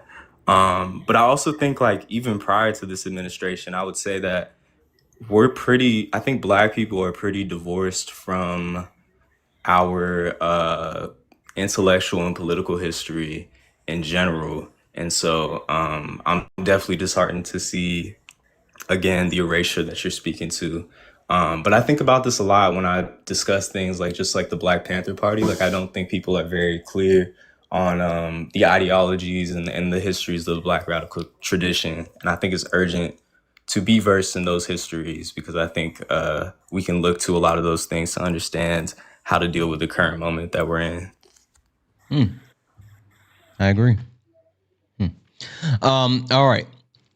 So I want to come to Shady. Shady, I see you're back. Did you mean to come up? Shady, I see you're back. Did you mean to come up? Shady going once. Shady going twice. All right, Shady, I'm going to drop you down. Aspen, I see you in the chat and you're for some reason trying to have a conversation with someone that's on the panel from the chat. It doesn't work that way. You have the ability to come up, and if you have a different perspective than something that Noah just shared, then go ahead and request up. Again, this is a respectful panel discussion. You will get an opportunity to share your voice. You will have an opportunity to give your perspective. But what we will not do is try to, I guess, debate an opinion or a point of a person that's on the panel from the chat. We're not going to do that. Could I just clarify something real quick? Yeah, sure. Hold on one second. Yeah, Aspen, that's fine. So I hear you. This is a panel discussion. This is not a debate. But again, if you want your voice heard, come get in the box. Again, no one is going to steamroll you, and no one's going to denigrate you for anything that you think. I just want to let you know, like, hey, you have the ability to join the conversation. But go ahead, Noah. Yeah, so when I was bringing up like the Black Panther Party, for instance, I was really trying to refer specifically to the ways that like communism and Marxist-Leninism has been divorced from these Black radical movements and the kind of like political imagination.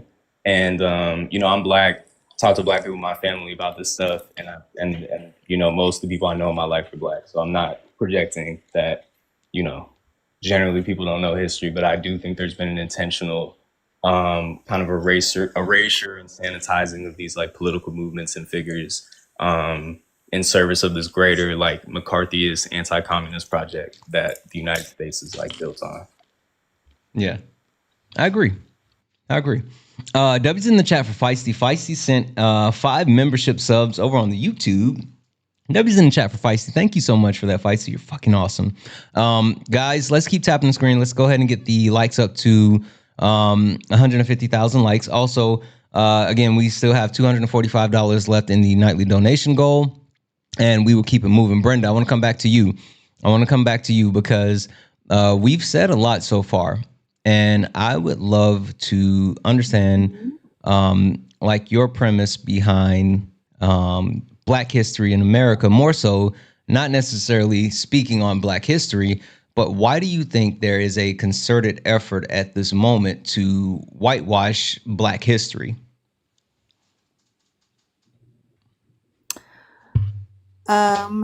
Well, I'm trying to think the best way to put it, because I was actually going to say one other. Can I say one other thing before I forget? Sure, go ahead. I think a lot of the issues with, what Noah was saying in regards to, um, okay, now I'm going to have what Ayana had earlier because I have the same issue. Um, I think we have a big problem with, because we're in a capitalist system, we have an issue with um, competition over cooperation. And we also have an issue of, especially people on the right, I've noticed have a big problem. I call it a problem with having a um, vertical empathy for people in positions of authority instead of horizontal empathy for people in their own class. And I think that goes along with the racism because of the fact of, and you've said it before, that quote from LBJ Mm-hmm. about, the, I don't even want to try to attempt to say, to repeat it, but I think, and of course that's preyed on of what I call the, corrupt circle jerk of, the whole thing of, corporate media, taking advertising money from corporate owner donors who bribe elected officials in both parties while gaslighting people to believe that everything is red versus blue instead of the truth, which is the elitist predatory class versus everybody else. So, Yeah.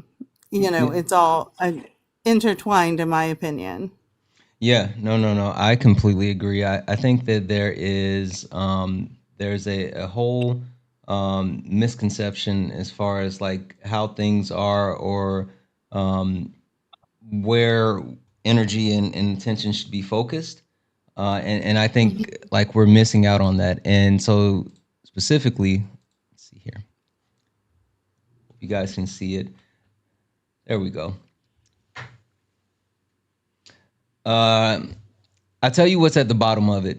If you can convince the lowest white man that he's better than the best colored man, he won't notice you picking his pocket. Hell, give him someone to look down on and he'll empty his pockets for you. So that's the quote that you're referring to, and I agree. I agree. Right. The actual derivative of capitalism actually pushing people to, for some reason, think that they're better than just because of their race is a wild concept to me, and even more so. What did I say? Yeah. Well, Hold on and one second. Hold also, on. Yeah, Lyndon B. Johnson. Yeah, yeah, LBJ. All right, yeah. Did I say something? Oh, yeah, Lyndon B. Johnson. yeah. Anyway, but the actual point being, um, the actual race of the person is not the parameter as far as what makes them better or worse or whatever the case may be, but it is the. Oh, it's frozen. I think that happens. Okay, guys, swipe out of the app and swipe back in. I won't do this screen share anymore. I'll make sure that I do it some different way. I think that if you're seeing that I'm frozen, just swipe out and then come back in. It should fix it. Because I see it as well. I see it on TikTok. I think it's the fact that I did that type of screen share.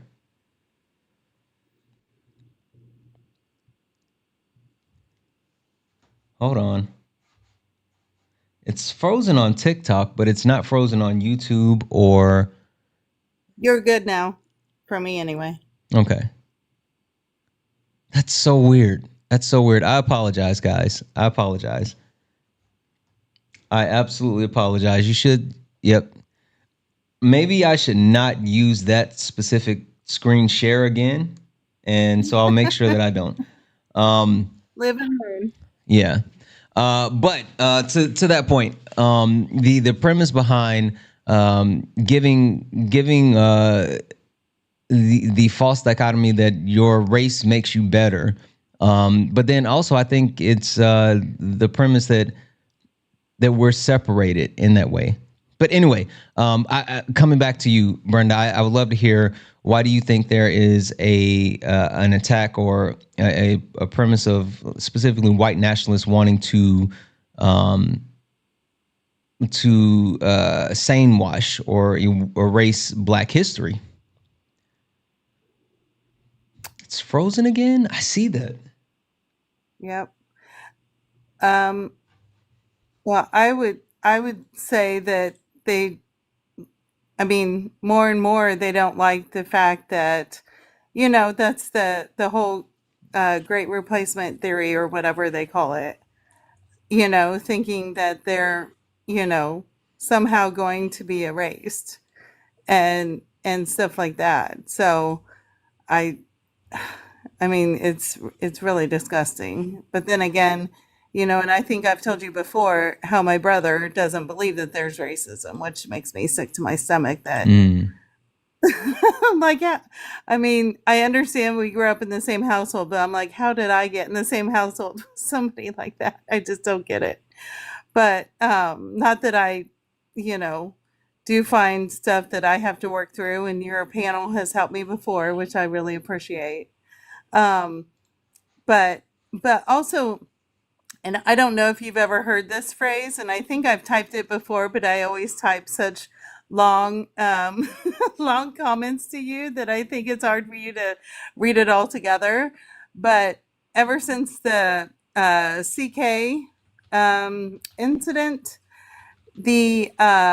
I learned the phrase malicious contrarian, whereas most of the people that are on that side are paid to divide people.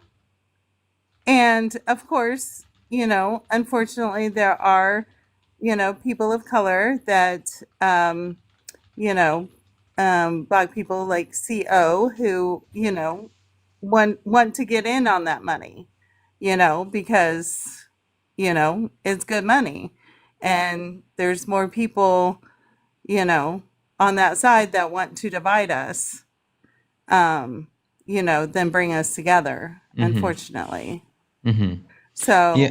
so like I said, every time I see that, see certain people now, that malicious contrarian is all I can think of, and I, try to avoid giving any of that content, even if somebody else is like, platforming it and trying to give their opinion on the opposite side. I just, I just can't do it. So, Yeah, hold on one second.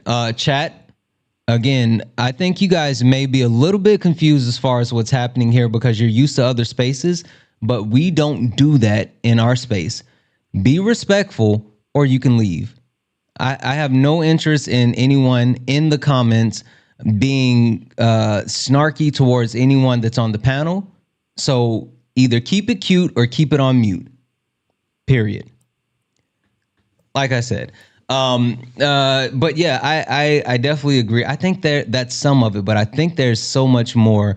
I think that we are missing the overall premise as far as what is causing this. And I want to dig a little bit further. I want to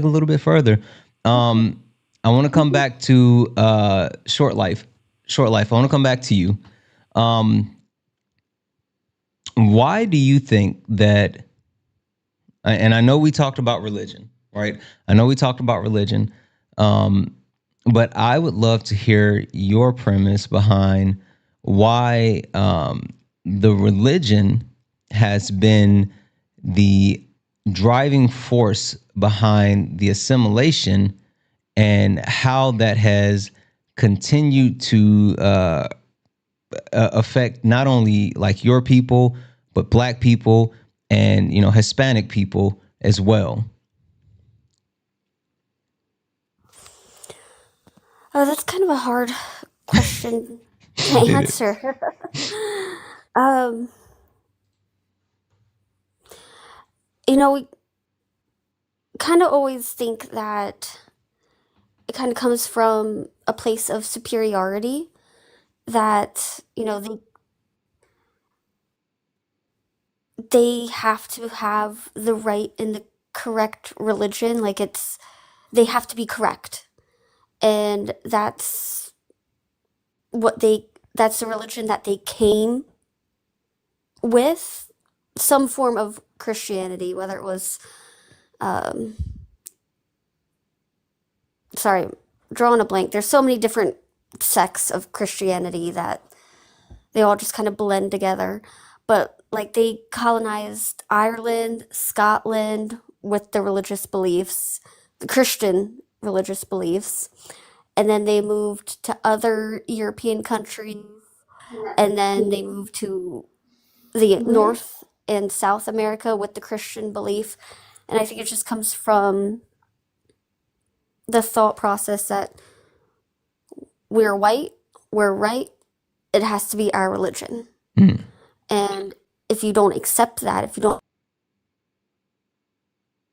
bow down to it, then you're a sinner who's automatically going to hell, because that's what their Bible teaches.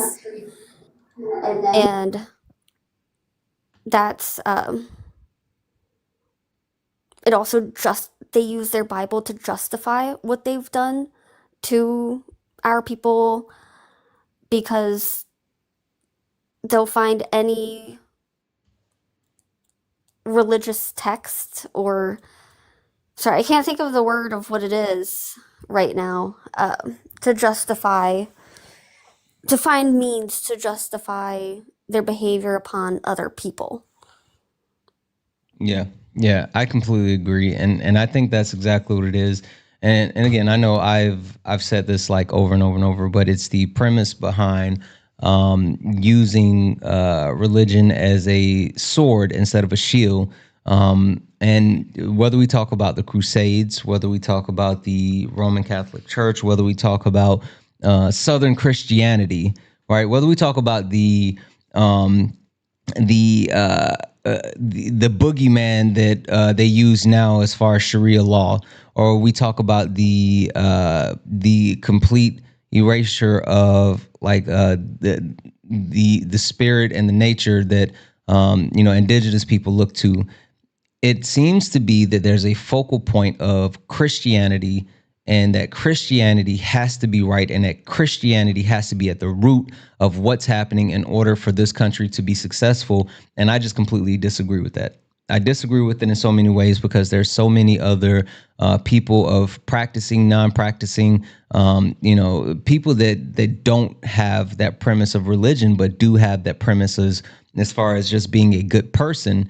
And that allows people to actually shape what American culture should be. So there's that. Really quick, guys. W's in the chat for. Let me get back here. W's in the chat for Brian. Brian sent a $5 super chat to say, I'm a government contractor listening to your stream as often as possible. My colleagues and I often discuss the topics and discussions here day to day. I know that's right. Thank you so much. W's in the chat for you. I really appreciate it. And also, Brian just became a member over on the Tube. I know that's right. W's in the chat for Brian. Thank you so much. Guys, if anyone else would like to support the live, you can do so. Cash App, PayPal, Venmo, all the pay links and link tree in the bio. Santana Speaks for You is the best way to support the live. We still have 245 left in the nightly goal. If you're interested in joining the conversation, go ahead and request up, and we will get you added in. I kind of want to roll this forward a little bit with the people that's on the panel, but let's introduce the new person. It's sorry here. Is it Don Marie? Don Marie, send your request to come off mute. We still have 245 left in the nightly goal. You have to turn. Are you watching on the TV, Don Marie? And we will get you added in. I kind of want to roll this forward. You have to turn the TV down in the background. Panel, but let's introduce the new person. It's sorry here. Okay, I'm gonna mute you because got to turn the TV down, and then also you have to. Yeah, you have to also. You have to also talk. Okay, I'm gonna drop you down. It's Donna. Donna, how are you? Are you watching on the TV? I'm watching on TikTok and YouTube. Okay. Can you mute the YouTube for me for a second? Can you hear me in the I'm gonna mute you for a second because we can hear the YouTube in the background. But W's in the chat for you for watching on TikTok and YouTube. I muted the TV. All right. Perfect. Is that better? That's awesome. Thank you so much. Donna, how are you? There we go. Okay, I muted the TV. I'm good. How are you? Good. Donna, can you tell the people what is American culture? American culture? Mm-hmm. In my humble opinion, there is no American culture. It's multiple cultures in America. You can't, when people say the American culture, I always pause with that because it's like, okay, what is that? Because the United States is a melting pot and has been so for a while. And in my humble opinion, I think that the Black culture is the most influential. And it's not because I'm Black, it's just because it is. Yeah, no, listen, and I think that a lot of people don't have that understanding.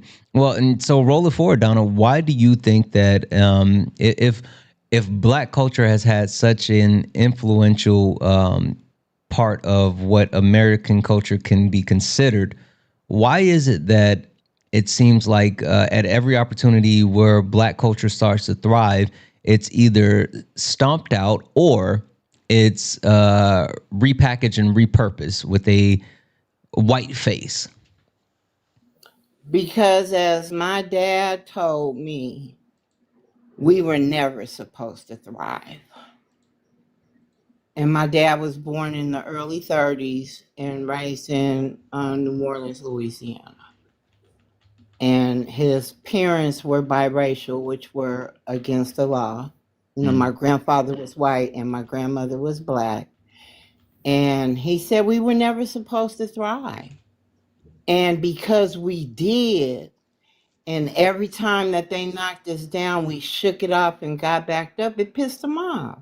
So that's why they want to whitewash and erase African American, Black, history, period.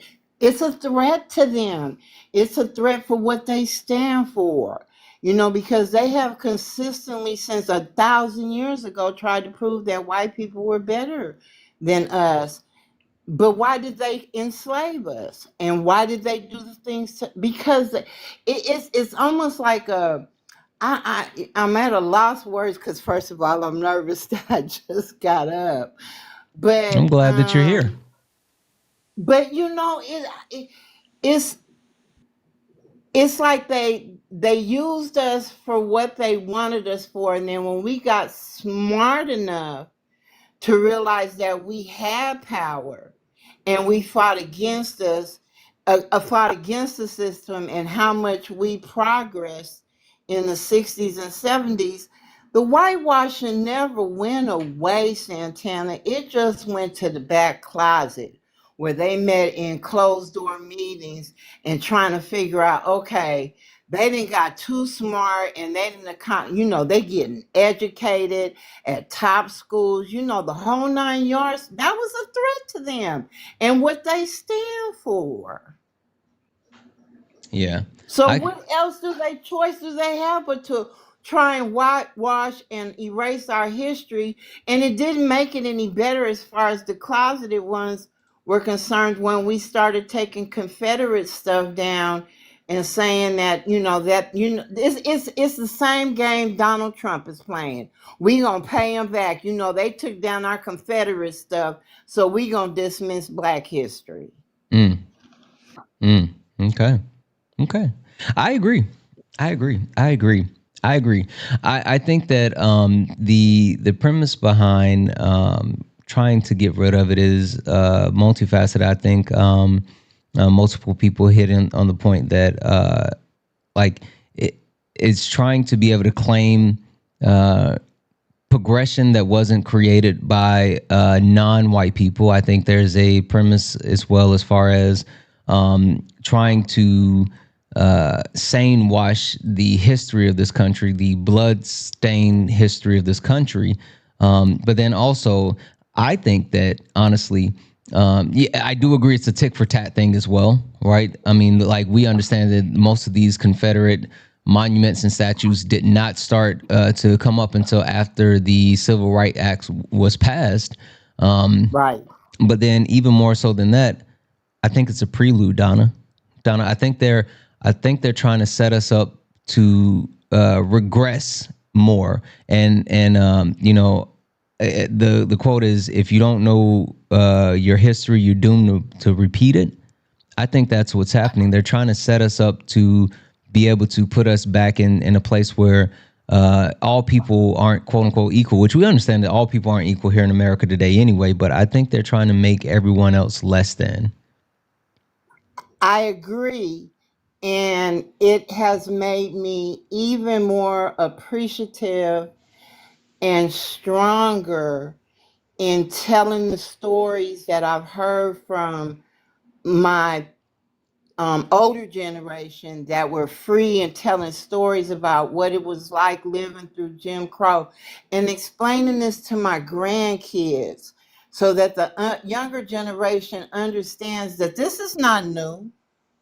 It may be new to you, but this is not new. And I think that is one of the I don't want to say shortcomings, but that's where the Black community is lacking. We don't tell our kids the stories that need to be told so that they really understand Black history to its fullest. You know, don't leave it up to the school to teach them about MLK. Hell, I was alive. I lived through it. I lived through the Watts riots. I lived through JFK getting assassinated, Martin Luther King, Malcolm X, Black Panther, the whole 9 yards. And you best better believe I share everything with my grandchildren. And I think if we're not doing nothing else, we need to do that more. I agree. I absolutely agree. Thank you for that, Donna. Thank you. Thank you. Give me a second here. Sonny, welcome to the panel. How are you? What's good? What's good? Can you hear me? Yes, yes, yes. Sonny, can you tell the people, to you, what is American culture? Um, to me, American culture is kind of, I guess it's different depending on our racial experiences. So Black American culture, Black people, Black whatever descendants of African slave, however you want to call it, we are and have shaped the culture, even musically, culturally, agriculturally, scientifically, whatever. We come up with the inventions that, supply and have moved the world forward. We come up with the music that influenced not only American culture, but all over the world. You got people breakdancing in China, based on something that we did in the Bronx in a dilapidated area. American culture it can be dictated off the perspective of your experiences, but I mean, white American culture is much different than the experience of Black American culture. White American culture is responsible for genocides and chattel enslavement and having to force color having to force people of color in such marginalized groups where we have to blossom and create something so like rose out of the concrete-ish, if you will. American culture is, I feel like, is dictated up off of the perspectives of racial experience too. But if I had to say that we shaped, Black people are the heartbeat of this culture, technologically, culturally, musically, economically. Anything that we advance, we are either at the foot of it or we put some sort of influence on it where we change the trajectory of it. People don't even play basketball the same way until we touch the ball. Now everybody want to be Allen Iverson. Everybody want to dribble like Kyrie. Everybody want to be ball like Jordan. You see what I'm saying? But that's what I think American culture is. It's what forced black people to be the concrete out the rows. And if I'm a white American gentleman, American culture is predicated upon a war, um, in a symbiotic, cancerous relationship toward people of color and those that was brought here and those that were eradicated here. You get what I'm trying to say? I ain't want Hmm. to ramble and talking security or over there. Listen, I That's would what have I was. stopped you if you ain't say something that was, if you want to say something, I would have cut you off. I appreciate you. Sorry, guys. Freaking I Nat wanted to got give you it. flowers too. I be watching you and Dean and Parker's lives and stuff like that, where y'all be going back and forth with Trump supporters, and it be some of the most hilarious stuff. I be listening to it like in the background while I be at the gym or something like that, and I be like, oh my god, he just be it's like a triple threat. Y'all like a triangle offense, and I kind of like watching. I like debate culture, period. So I be learning stuff from through the debates. So all y'all got like a different energy y'all bring. I appreciate it. I appreciate it. Yeah. Absolutely. Absolutely. Okay. So I wanna roll it forward. I do. There's a couple other people I want to get in, and so Brenda, short life. I want to come to YouTube really quick, and then I'm gonna swap you out. I would like to kind of let you guys get in on like the final thought, and then of course you guys know that you're welcome back because this is only night one of what we're doing. But Brenda, I'll start with you. Um, Pete Heck said something the other day, and he was speaking to the military, and he said, "I look out and I see a lot of different people, and I know people think that your differences are your strength, but that's not the case. But I would like to know from you, why is it so important to understand our differences, and even more so how our differences connect us to all make us better?"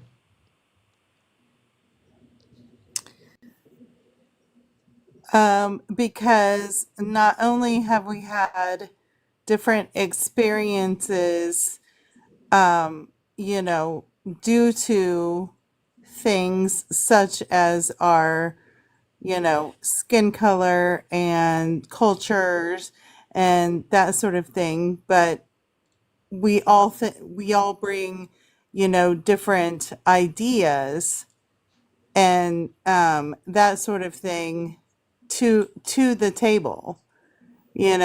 As a leftist who believes in that we should have universal, health care, child care, paid leave, basic income, guaranteed housing.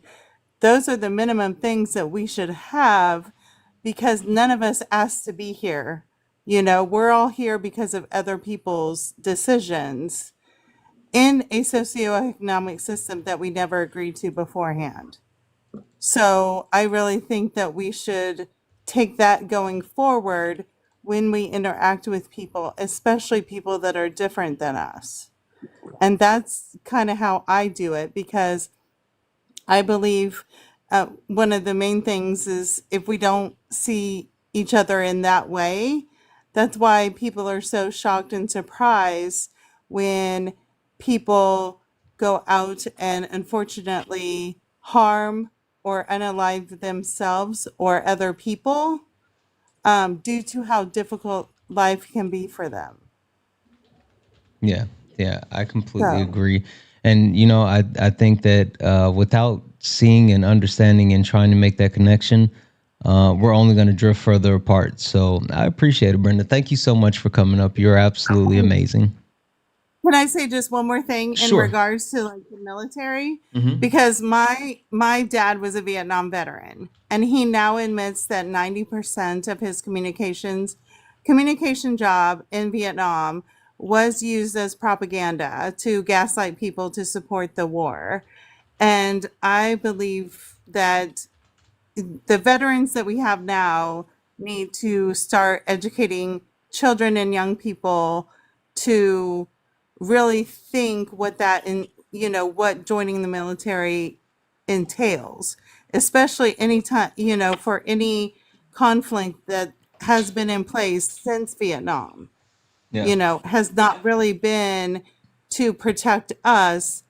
It's been to give corporations easier access to the natural resources in those other countries. Oh yeah, So yeah. I mean, we know what it's about. We know what it's about, Yeah. Brenda. Brenda, thank you for coming up. I appreciate you so much. all right, thank Yeah, you guys. You guys take care. Be safe. thank you. Have a good one. Short life, coming to you. Why is it so important that we understand our differences and even more so use our differences to benefit our country as a whole and us individually?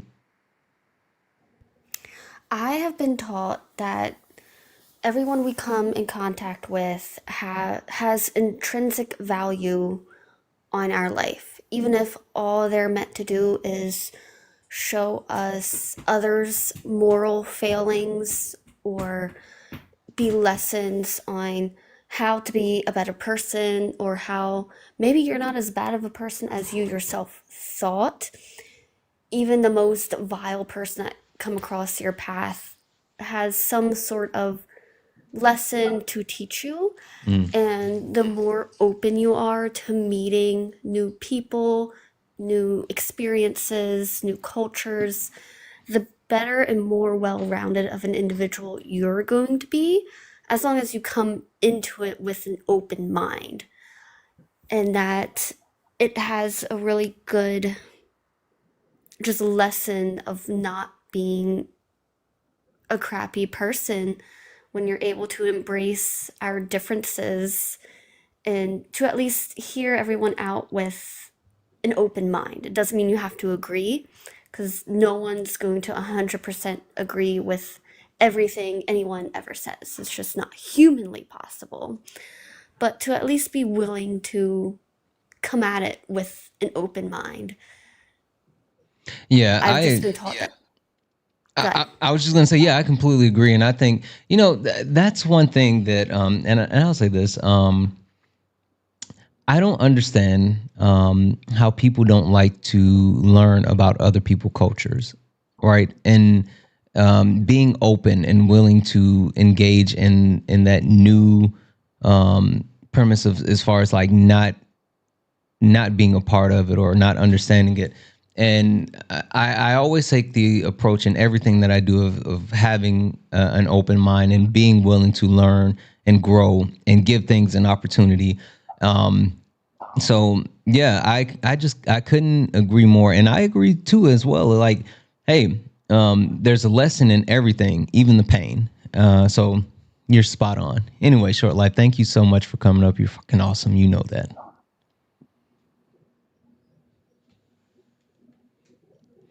All right. So we're gonna get a couple more new people in. Let's see here, and then I have something that I want to roll around the actual conversation with. Guys, keep tapping the screen. Let's go ahead and get the likes up to 200,000 likes. I know we can do it. Let's get the likes up to 200,000 likes. Also, guys, massive W's in the chat for Jess. Jess in a $15 donation towards the nightly goal, saying, thank you for the work that you do. Great conversation tonight on TikTok. Jess, one, you're fucking awesome. And two, thank you so much for that donation, guys. That means we only have $230 left in the nightly donation goal. I know we can knock that out. There's 344 people here. If 230 people send just $1, we can close out our nightly donation goal. Cash App, PayPal, Venmo, all the pay links in the link tree in the bio. Santana Speaks for You. Santana Speaks for You is the best way to support the live. Everything is accepted. Anything is appreciated. If you're over on the YouTube and you like to support the live, you can do so with a super chat, and I will read that one out. All right. Chewy, how are you? Good evening, sir. I'm doing well. Wonderful. How have you been? It's been an interesting couple of weeks, but I'm hanging in there. Good. Glad to hear you are. Chewy, can you tell the people, in your opinion, what is American culture? American culture is what historically the elites have wanted us to believe is the quote-unquote melting pot, even though it has cut out large swaths of that until it's convenient to be used again. I agree. I was talking earlier, and I know we threw the LBJ quote up, but I was also talking earlier about how, the ultra wealthy continues to progress while the working class continues to expand, and then the more people are pushed into poverty. So I agree. Give me a second. Brandy, how are you? Fine. Wonderful. Brandy, can you tell the people, in your opinion, what is American culture? Actually, he just took it from me. Ooh, then you got to repackage it and give it to us in a different way. You got it. Well, because see, I've lived in poverty my entire life. Mm-hmm. I've I've grown up in poverty. Mm-hmm. And now I'm disabled because I've had brain surgery and I can't make it in the working world. Mm-hmm. Yeah, and I, the interesting part about that to me is when you take a look at how the country the country that's supposed to be the richest country on earth, and we have the ability to take care of people who no longer are, able to quote unquote add to society in that way as far as working, right? I mean, we understand that no one is without being valuable. And just because you have any type of disability doesn't mean that you don't add anything. But not being in the workforce does not mean that you are less than. And in a country where we have all the resources we could possibly want, we should be able to help take care of those people that can't actually join the workforce anymore. And instead of trying to take away from them, as far as like cutting Medicaid, cutting SNAP benefits, cutting, of access to Affordable Care Act, all of those things. So I think there's so much behind that. But yeah. Well, see, because myself, I've had brain surgery. My wife has two internal stimulators in her back. Mm. So we've both lived in poverty our entire life. Mm-hmm. Mm-hmm. So for us, the real world is struggle. Yeah. Yeah. I And it completely. is the higher ups. It is that top 1% that just keeps taking and taking and taking. Yeah. Yeah, I completely agree. Thank you so much for sharing that with me. Um, I I think in a country where we have so much to offer, and it's a premise that was drilled in our head, and I'm trying to remember if it was I think it was JFK that said, "Ask not what your country can do for you, ask what you can do for your country." But what you do for your country. Which is mind blowing, because we the people give everything to this country, and I think there is a lack that is given back to us, with us giving so much to the in this country. So anyway, give me a second here. I want to do a couple of quick things. W's in the chat for Susan. Susan sent a $5 donation saying, love. Susan, thank you so much for that $5 donation. You're fucking awesome. You are far too kind. Hold on. Sorry, guys. Let me get here. Let me update this, and then it'll be easier.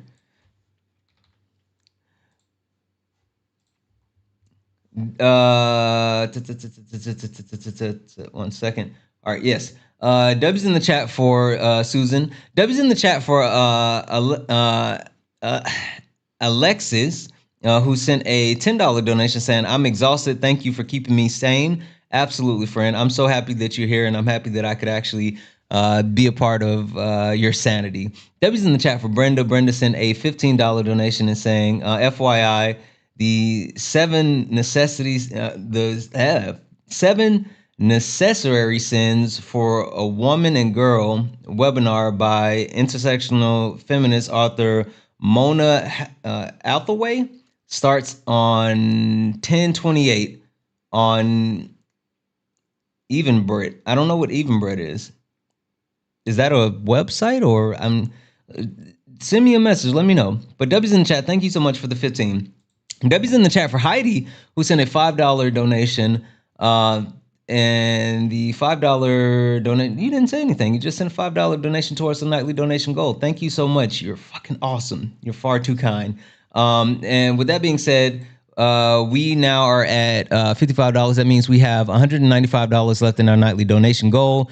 Cash App, PayPal, Venmo, all the pay links in the link tree in the bio. Santana Speaks for You is the best way to support the live. Everything is accepted. Anything's appreciated. If you're over on the YouTubes and you would like to support the live, you can do so with a super chat, and I will read that out. And I want to read this out. I want to read this out really quick. W's in the chat for Jody. So Jody sent a donation, and it came across as 124 USD, but Jody says, hey, Aussie girl supporting U.S. reform, and then put per hand. It'll force change here too, I'm sure. This is my last 350, by the way. Jody, so I didn't add this to the nightly donation goal because I'm going to send it back. All right. I'm going to send it back, one, because you being here, I'm going to be really honest for a moment. I love and appreciate every single person that's here. I do. I promise you I do. But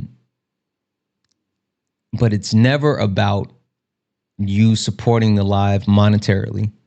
Like, if you can show up and you can tap the screen and you can share the live and you can actually, gift the panel or join the conversation, add something productive to the comments, that means so much to me. Now, if you can donate and help support the live, then yes, that's fucking awesome. I will, take that and we'll do good works with it or whatever the case may be. But one, never feel obligated to donate. And two, never donate your last. That's not what we do. We don't do that. There's never a need. And so I tell people this all the time. Everything's accepted, anything's appreciated. I mean that, but also you being here means much more to me than anything else. So Jody, I appreciate you for sending that donation over, but I'm going to send the donation back to you, and this should not be your last 350. So I'm going to send you something else to go with that. But thank you for being here. Thank you for the love and support, and at least thank you for the message, and take care. Also, stay away from spiders or wombats or whatever you guys have in Australia, because that's a scary place. All right, chat. I know we've been going all around the board. I apologize. Panel, let's get into it.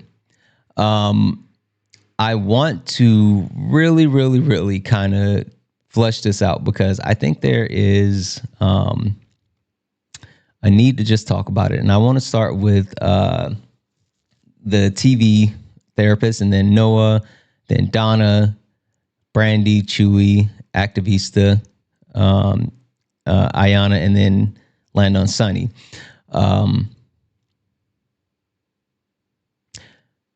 White nationalists. White nationalists are ripping the country apart in so many different ways. They're trying to perpetuate the history of the country, and even more so, they're trying to stomp out the light of everything that's not. I said this in a video that white nationalists think that anyone that's not white is less than. Hell, they even think that white women are less than them as well because they're not a white man. TV therapist, starting with you. Why is it that white nationalists seem to be, and I'm just going to be honest, they seem to be winning right now, right? Whether you talk about the actual ground that they're making with young white men, the fact that, hell, they've gotten the United States government in their grasp. They have a spin on the media with people like Charlie Kirk, who is no longer here, but like that was a mouthpiece. Why is it that they seem to be winning today in the United States of America, and what do we do? Ooh, that's a good one. They've always been here. They never left. Our country was founded upon this group of people. That's how we came to be. It's just so happened now, look at their leader. They're emboldened now. They feel like they now have permission to be who they are, loud and proud. See, when we had, Obama in office, it gave other people pride. It gave people of color something to inspire, like we can be something. This country can be led by us. We can be progressive. We can move forward. We can withstand change. And then they have somebody that's like, oh no, let's make it great again, meaning let's make it racist again, because we don't like to see all of these people of color, all of these black people, the face of what they now want other people think America is. That's not what they want America to look like. They want America to look loud, proud, and very, very white. They've always been here. And now they feel like they have a right to be loud and proud because their president is loud and proud. They feel like we can actually be who we are and we don't get consequences for it. They can be racist with no consequence. They can be prejudiced and discriminate against whoever they want to, and they know that they're not going to face a consequence because they have the person who is leading the country be the most racist, the most sexist, the most homophobic, the most ableist running the country and has no consequences for his action. So it's just like, yeah, let's be who we always wanted to be without fear of consequence. That's where we are now. And they get to be that because at this point, if the leadership is telling them it's okay, who is going to stop them at this point? Because they never left. They just feel like we have a resurgence and there's no stopping us because who's going to check us? But see, what they don't know is you can't go back. There is no going back in time. This country doesn't belong to the people who tried to oppress the people who are already here. This country does not belong to the people who kidnapped others and brought them to this country. And that as long as people of color have a voice, as long as we are here having these type of conversations, we're not going to allow anyone to ever oppress us in that manner again. And that the thing that that they think is going to happen is that we're just going to sit back and take it. That's a lie. Because having conversations like we're having right now proves that we're willing to fight for this country. Even though some of us were kidnapped to be in this country, we built it and it's ours too. They don't get to have control over this country anymore. So what they have is a false sense of comfort and a false sense of belief. But I guarantee you in the next few years, although they think things are going to go in their way, they're going to get a rude awakening. Because they're also awakening the fight in us as well. They're awakening the fight in the young people who are saying we are not going to let this happen again. They're awakening the fight of people that said no more, we will no longer be oppressed. And as long as y'all think y'all can jump up, y'all can't stop us either for jumping back. I know that's right. Okay. Perfect. Give me a second. Noah, floor is yours. Why is there such an uprising of white nationalists and why are they, check the scoreboard. They're up right now. Why is that? Yeah, I think white nationalism is a very effective political strategy, right? And we're seeing it right now. But I think there's so much historical precedence for like white people being in solidarity on the basis of whiteness rather than class, for instance. And we've seen this for hundreds of years, not just in the States, but in other places. And so you can have like a Trump-like figure. And this is something that, someone else can speak to because it kind of confuses me. But I know there's huge blocks of like poor white people who vote for Trump. And I always wonder like how they're able to feel some type of identification with him, just being from vastly different class backgrounds. But then I realized that whiteness really affords people a type of like psychic or like affective power that isn't really based in like material conditions. And so you could have like a Trump-like figure who's not improving material conditions for like the masses of people, particularly these like poor white, folks in like rural areas and stuff. Like there's a place like that close to where I'm from that I've been to, and it's extremely conservative. And I'm always like, y'all don't even need the material benefits for real. Like it's really just about reaffirming a type of value and power within whiteness. And so I think it's very easy to like sustain a kind of political base in that way, because you don't need to meet any type of demands. The only demand is to reify and reaffirm whiteness. So yeah. Yeah, I completely agree. And It goes back. I mean, I know that quote has been ran into the ground, but to your point, and hell, I'll say this: I know Kiana isn't watching right now, but I'll give her credit because at some point, I'm gonna, colonize the same myself. And she says all the time, like you can't afford to be racist. uh, Talking about like poor white people, but yet they make the decision to stand on that racism instead of actually standing in solidarity against the ultra wealthy that looks to disenfranchise everyone. So yeah, absolutely, absolutely. W's in the chat. Thank you, Donna. Why is it that it seems like white nationalists are loud, proud, and even in the forefront of America today?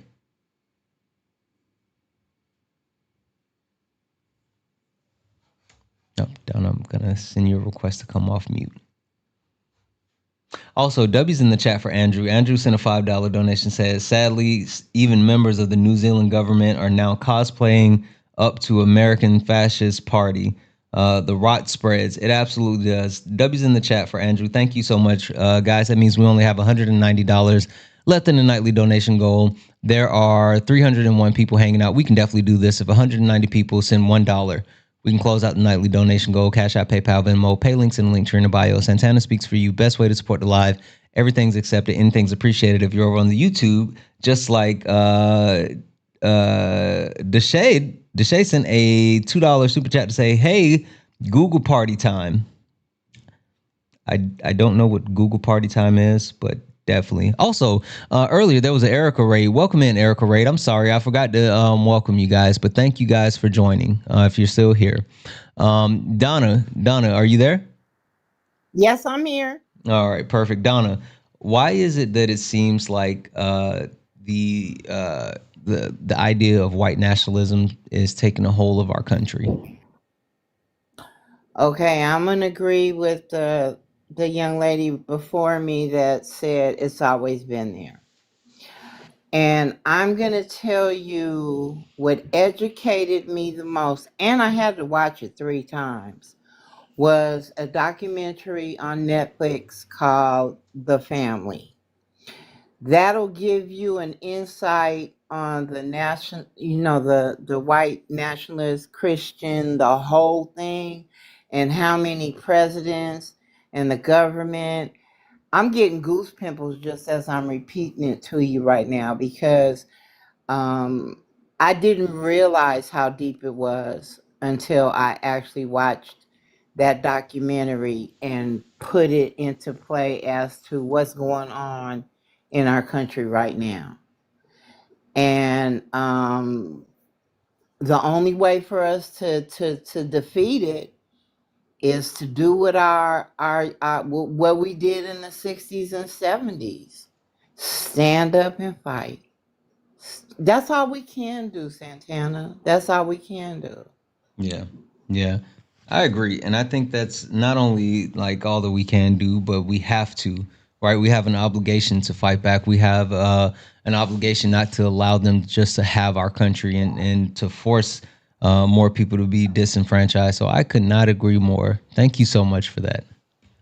Oh, you're Um, so welcome. Really quick, W's in the chat for Darkly, who sent a dollar super chat.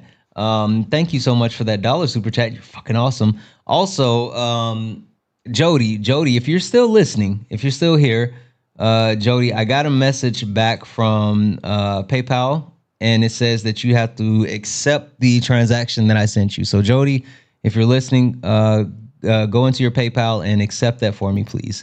All right. Brandy, coming to you. Brandy, white nationalists are at the forefront of America, right? They're steeped within the government. Hell, Stephen Miller has the ear, or what's left of the ear, or what wasn't taken of the ear of the president, whatever. Stephen Miller is in the ear of the president of the United States, and he is quite literally not only a white nationalist but a Schnazi. Why is this something that's permeating throughout our country, our government, and our society? Because Donald Trump let it. He brought that shit out. I'm sorry. Yeah, language. This is late nights. I had to remember. It's been a while since we had a late nights. No bad language on I'm late sorry. nights. Go ahead. Sorry. Go I'm ahead. sorry. I tried to catch it. He aggravates me. Yeah. Sorry. Yeah. I'm sorry. As a poor white woman, on all of the things that he is completely against, I sit outside my house every day because all of my neighbors are not necessarily like they're not undocumented. They're all documented, but I sit out here with the whistle just in case. Mm. Yeah. Just in case. Yeah. And I I go downtown and I scream my fucking head off every chance I can. Yeah, and I think that's something that a lot Because of people don't. it's like he brought it's like when it's like when you have ugly at the forefront, it brings all the ugly out of the closet. All these people were in the closet. They were ugly in the closet. We didn't see all this ugly. Mm, And then as soon as he came out his last term, all this ugly just seeped out of all the cracks that they possibly could have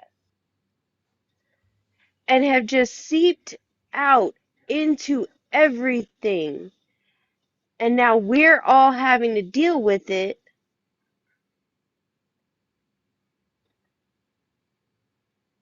yeah, I think there's something to that because so I'll say this really quickly. As a black man from the South, These people are more comfortable. I've always been able to see that quote unquote ugly, right? I've always had to deal with it, and it's been out and open. And then I moved to the Pacific Northwest, where it's the same form of like ugly, nasty racism, but they do it quietly, right? And they don't actually put it out in your face. And there's always been an interesting point for me where I'm like I see both of them, but it's weird that you're trying to hide this like it's not a thing, but I see it. But yeah, I completely agree. Like I think I it's live in Texas. yeah. I live in Texas. Like I've got Greg Abbott. Like I'm ready for that roll. Just Cliff. Yep. Yep. Absolutely. Absolutely. Give me a second here. Thank you, Brandy. Chewy, coming to you. Chewy, I'm gonna kind of throw you a half of a curveball, because you have the complexion. What is the damn it? The complexion for protection. There it is. Chewy. Um, why is white nationalism grabbing so many young white men? Like why does it seem like more of them are turning to that and like leaning into that? Um, I'd say you'd have to look at like history of how those in power have used different tools throughout time to consolidate, um, especially YT individuals.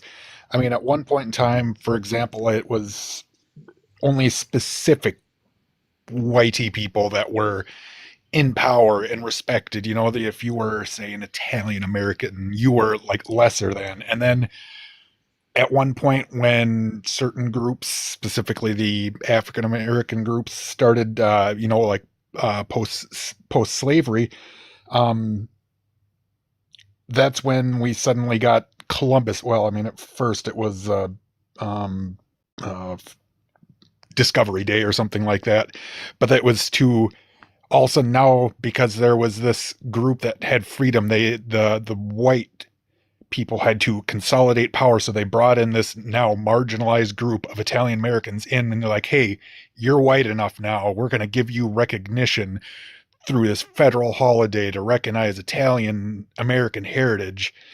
And they do different steps like that, whether it's using also things like religion. At one point in time, it was not prominent, especially federally, but it was used by groups like saying in the indoctrination and elimination of indigenous culture when they did the boarding houses that were ran by and taught Christian quote unquote values and eliminated their culture.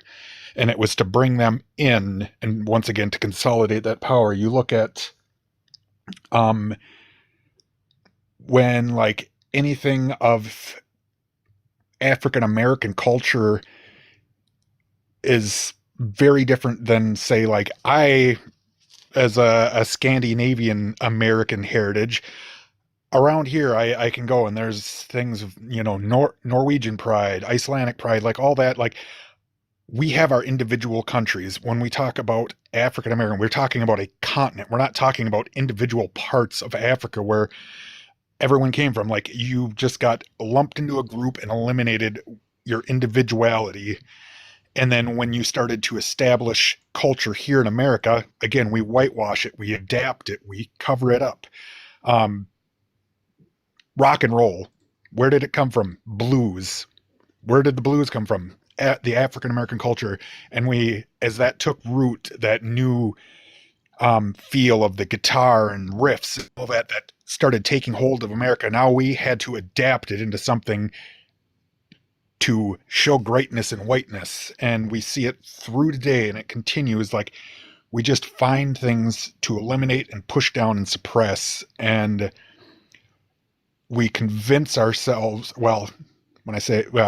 convince ourselves that if we don't consolidate, that we will be eliminated, even though we have historically never have had our individuality eliminated, because we've been able to celebrate our heritages, unlike other marginalized groups. And when we do try to make progress, say replacing Columbus Day with Indigenous Day, it immediately gets wiped Snatched right back away. out because hey, now we're eliminating whiteness, and that's how we do it, is we convince especially the youth that they are being attacked, they're being eliminated by these groups. And that is where the movement is right now, is there's this push that your individuality, your culture is being eliminated, when in fact it's not. And historically speaking, it's been the white people in power that have determined how much and what of your culture was able to bleed through into the American system. Yeah, no, I agree, and I think that the fact that they feel like there's an attack, which is promoting so much of the turn to white nationalism. I think that there was a whole premise of young white men that felt like, you know, everyone was getting something except for them. And so then they now have made that shift to saying, what about me? Well, you know, like I'm not, you know, being seen or heard or whatever. So I definitely think that's an absolute thing. Thank you for that, Chewy. Really quick, guys, W's in the chat for sorry, get back here. W's in the chat for Dave. Dave sent a $10 donation towards the nightly donation goal, saying, you speak the truth. I try to be factual and intellectually honest and as transparent as possible. So W's in the chat for you. Thank you so much, guys. That means we only have $180 left in the nightly donation goal. Cash App, PayPal, Venmo. All the pay links in the link tree in the bio. Santana speaks for you. Best way to support the live. Everything's accepted. Anything's appreciated. If you're over on YouTube, like Donna went back to YouTube and sent a $5 YouTube super chat to say thank you so much for tonight. I'll be back. This subject matter is so important. You're awesome for creating late nights, giving us a voice. Much love. Debbie's in the chat for Donna. And guys, because I saw a couple of people, I'll just say this really quick because I know my following has grown. And late nights has been a little bit, sporadic because of a couple of different things. But I started with late nights before I started doing any type of debates. Late nights is my baby. All right, this is our community. This is our opportunity for everyone's voice to be heard. And so it's a safe and friendly community. It's not, snarky or cantankerous or whatever the case may be. And so if this is your first time actually getting to witness or be a part of late nights, one, welcome. Two, it's different. And three, I promise you, if you hang out, not only will you learn something, but you'll enjoy it. So thank you. Activista, Activista, I want to come to you. Why is it that white nationalism is on the rise? And even more so, I think that it should be categorized as, hate group and things like that, but it's being more accepted than ever. This is so interesting, Santana. I'm having a full circle moment. When my dad came to the States, we went from Panama. He was stationed in Panama. Then he was stationed in Fort Campbell near Tennessee, and that's where he lived. And my mom was very worried about us fitting in. And so she was always saying, don't stand out, don't, almost not saying this outright, but just blend. Blend in, don't stand out, which to me meant don't be Puerto Rican. And so you have to understand, and this is so interesting. I think the best thing anybody can do in America is join the military, because the military is truly a melting pot. And so when I was around all my military brat friends, everybody was a mix of this and a mix of that. And my mom, when she had her friends over, there would be 4 other nationalities there, and they would all be sitting together talking. So the Army is truly a melting pot. It's really, I don't know about the other forces. But anyway, so there's this whole thing about fitting in. And yet, I'm supposed to stand out and make something of myself. But don't be too big. And then you brought up Beyonce and Bad Bunny, and here they are doing amazing, big, creative, wonderful things. Mm-hmm. And that's just kind of like the nail in the coffin for the YT community. And they've been working on this forever, right? So, and I didn't even realize this until there was a YT boy backlash that happened. Like, I didn't even get it. But I realized this has been stewing in them for years. I had no idea that this has been stewing in them for years. Mm-hmm. And so here we are, I had to hold back. Then as I get older, brown and black people, creatives, are doing wonderful things, and they're showing up and they're standing out. And so I'm realizing that is what's feeding this. So brown and black people are doing wonderful things. Now we consider everyone else to need to have their rights, and there are all kinds of laws in place. There's affirmative action, everything for all the other people. And the white nationalist movement has been pissed for so long. And then January 6th happens, and they get anointed by that POS, and, everyone's fair game now. They were told on that one day, it's time for you to shine. Do anything you want. And they are out and proud. And now I get it. Like, I had no idea. I mean, I kind of did, because I obviously know that there are YT people out there who are disgruntled by affirmative action, all those other things. But man, I didn't understand how truly bad it was until things that happened in the current past, like J6. That's why they're crawling like roaches now, because they are empowered by the current POS, and they have been fomenting this hate, anger forever. And now they can just spew it out. They can just vomit it up. Yeah. I think there's so much to be said about that. And you know what? We're going to spend multiple points throughout the rest of this week talking about that. But I agree.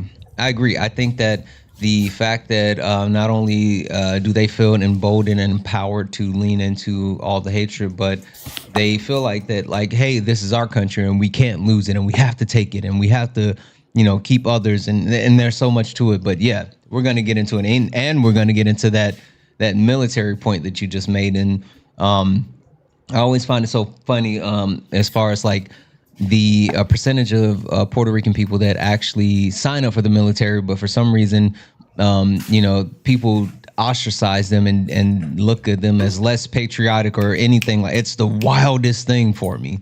So It's stunning. yep, Yeah, yep. I mean, exactly. My dad, get this, and it's just bringing back all these memories. My dad goes to Vietnam. My caramel skinned Puerto Rican mother has to interact with all these Southerners who claim not to understand what she's saying. So, as a little kid, I'm on the phone talking to these people and really resenting that they think they can't understand what she's saying in Yeah. English. And I carry that all the time, which this is why in forever, ever since then, I always pronounce people's names correctly from other countries. In the laboratory setting, I don't like Korean students, Chinese students, or Vietnamese students, or any other students from the Eastern countries to adopt an American name. I say, what's your name? We're going to use your name. We're going to pronounce it correctly. And I will not let them do that because this is what I dealt with as a kid. And so, see, that's an example of how brown people, marginalize themselves. I used to call myself coleslaw because I was always on the side. And that's what we did. We fit in, we were quiet, stayed out of the way, stayed out of, we marginalized ourselves. And now that brown and black people are not marginalizing themselves, and not just that, they are so successful and world renowned and all these things. And then there's affirmative action. So you've got these really wealthy brown and black people who are, there's a lot of, they're going to pile it all up into one thing and say, we don't like them because they're doing too well and they have too much power and they're in our face and we don't want to see it anymore. And they're thinking they're being oppressed, which is quite interesting.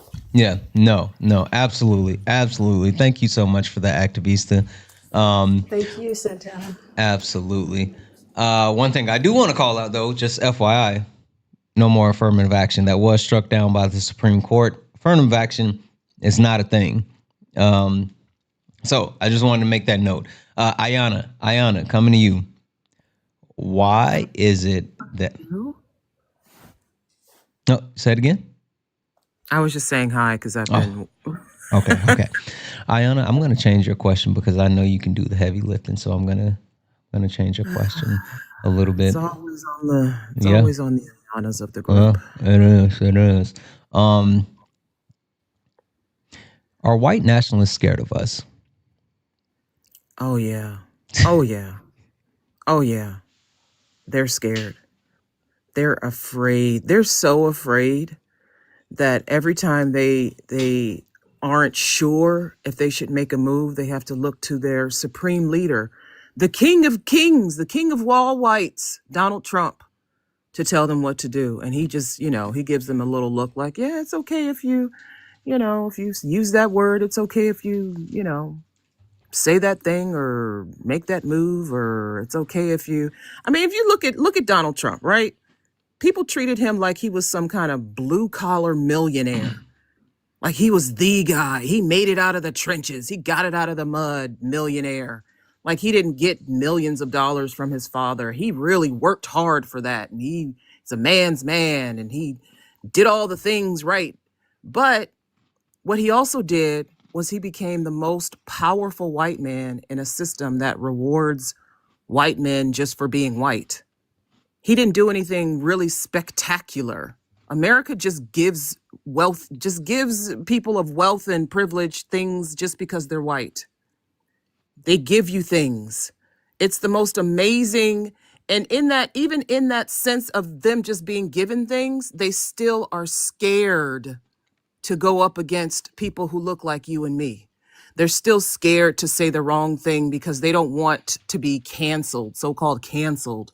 They don't want to be seen as being racist because they don't want to lose their jobs. They don't want to lose their livelihood, not because they're afraid to say the thing. They're afraid to lose the things that they have because of their attitude and their words and their actions. It's not so much they're afraid of saying it. They would love to say it if that didn't mean they were going to lose. If they could just go around throwing around the N-word anytime they wanted to without any repercussions, they'd be great. But that comes with consequences. But they're so scared they don't want the world to know their real intentions, and their real intentions for whitewashing history, for getting rid of woke, getting rid of CRT, getting rid of DEI, is because of their fear of diversity. January 6th was because someone promised them that they wouldn't have to live around these Blacks and Latinos anymore, that they wouldn't have to deal with the Mexicans and the Puerto Ricans and the Cubans anymore. And that person didn't win the election. That person lost the election. And so they stormed the Capitol. What do you mean he didn't win? What do you mean I'm going to have to still live next door to my Black neighbors and they're not going to deport the Latinos and I'm still going to have to hire these people to mow my lawns? What do you mean? He promised them things and they weren't going to get it and they were upset. And so they decided they were going to destroy their government. And they are still reeling from that. Even though he exculpated, he exonerated whatever he did for them, they're still dealing with the repercussions of that because people know who they really are now. Before they were hiding, they were pretending. They were pretending to like us, pretending to be neighborly, pretending to be our friends and our teachers and doctors. Now they've been outed, they've been exposed. You can't put the genie back in the bottle. Now we know who you are. We know what you are. We know what you're capable of. But also, guess what? They've given the Blacks GUN rights. We have the same GUN rights that you all have. We have the same SYG rights that you all have, even though those laws have notoriously been used against us. But we have those same rights that you all have. And we have freedoms, and we have the right to vote. We have all of these things you wish we never had, all of these things that you're upset, that you're mad that we have, because somebody told you that we weren't going to have them. And we have them.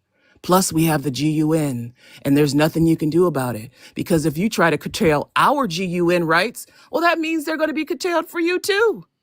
That means you're going to lose too. So what are you going to do? What are you going to do? That's a scary situation for a white nationalist. That's really, I feel sorry for you, but not really. Not really. Not really. Okay. Listen, that's why I changed your question, because I knew that would happen. Boom. Boom. Thank you. Sonny, coming to you. Sonny, to kind of bookend this for me. Should they be scared? Should white nationalists actually be scared of all of us?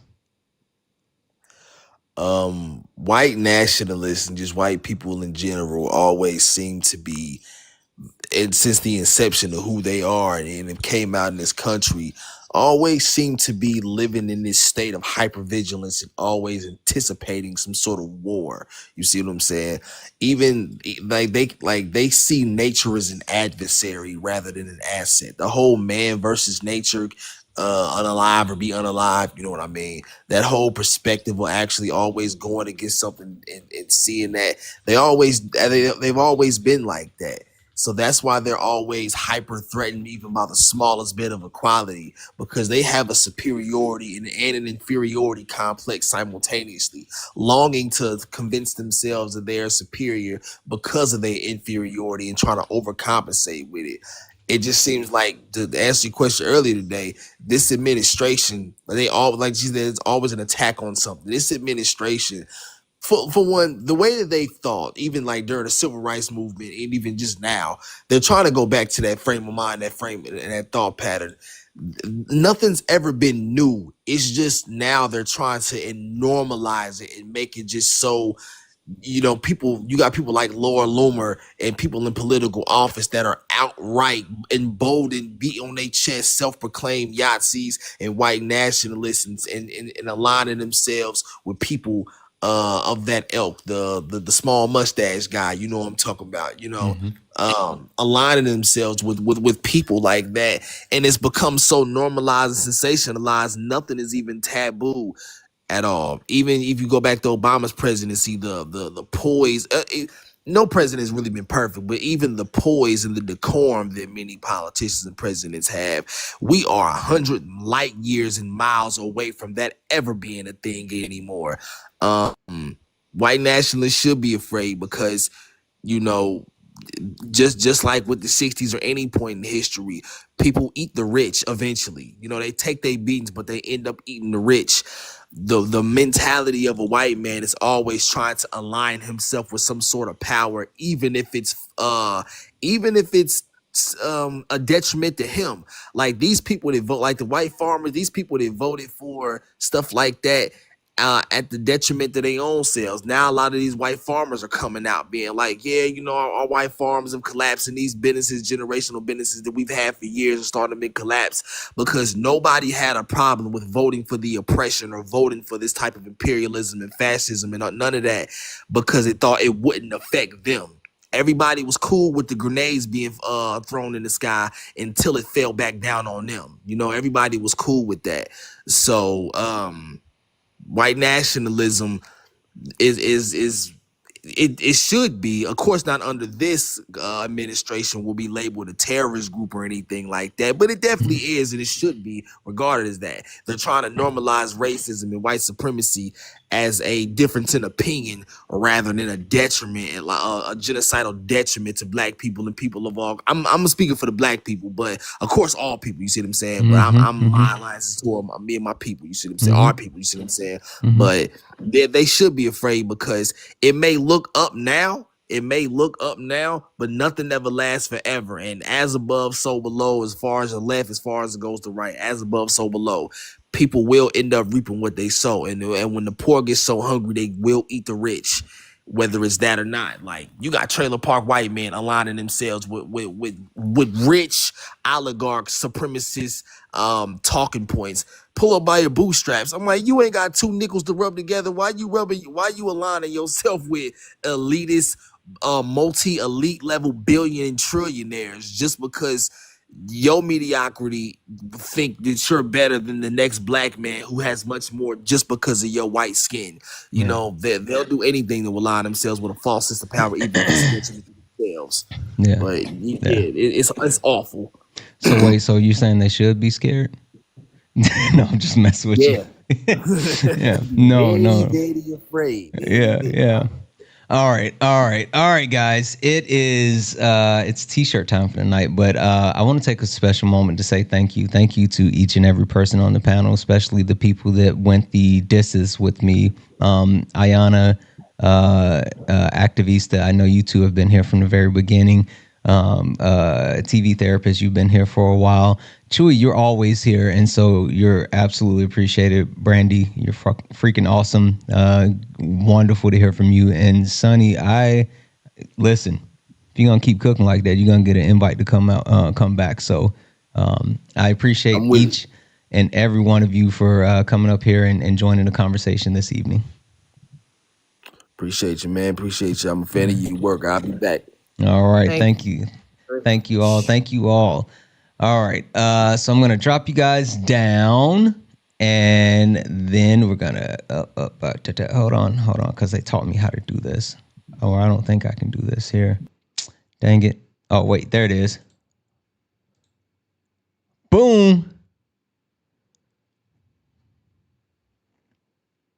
Boom.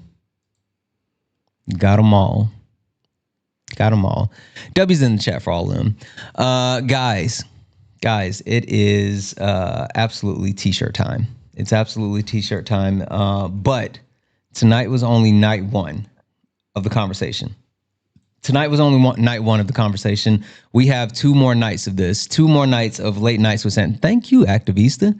2 more nights of this, and we're going to get into it. I was told on the back end, listen, so I'll tell you guys something about me.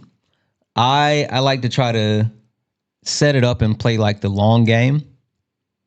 I like to kind of, I don't like to just go, all right. But I was told that we need to go deeper. So tomorrow we're going to go deeper.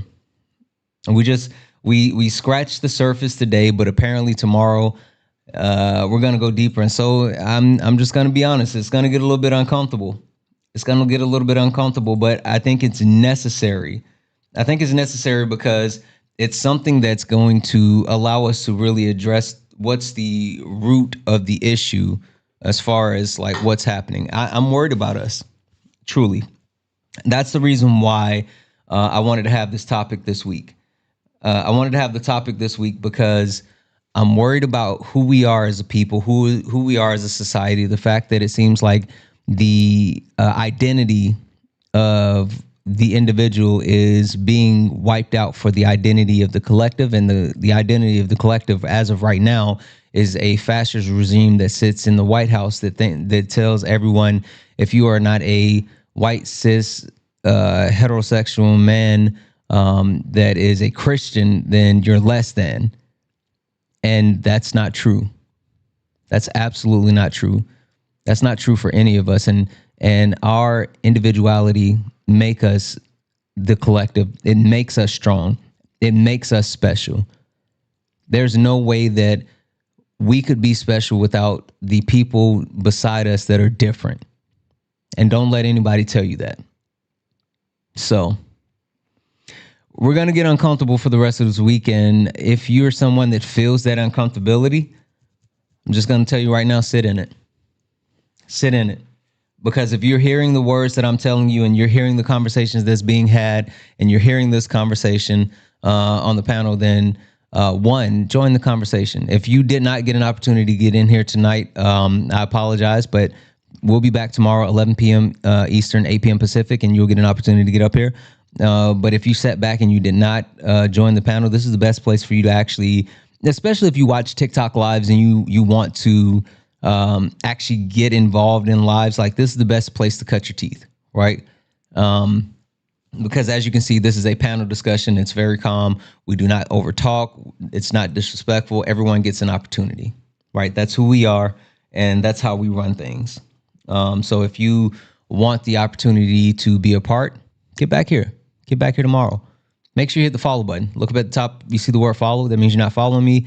Hit that follow button. And yeah, also, if you're over on the YouTubes, hit that follow button. We're almost at 10K over on YouTube, and we're pushing for that.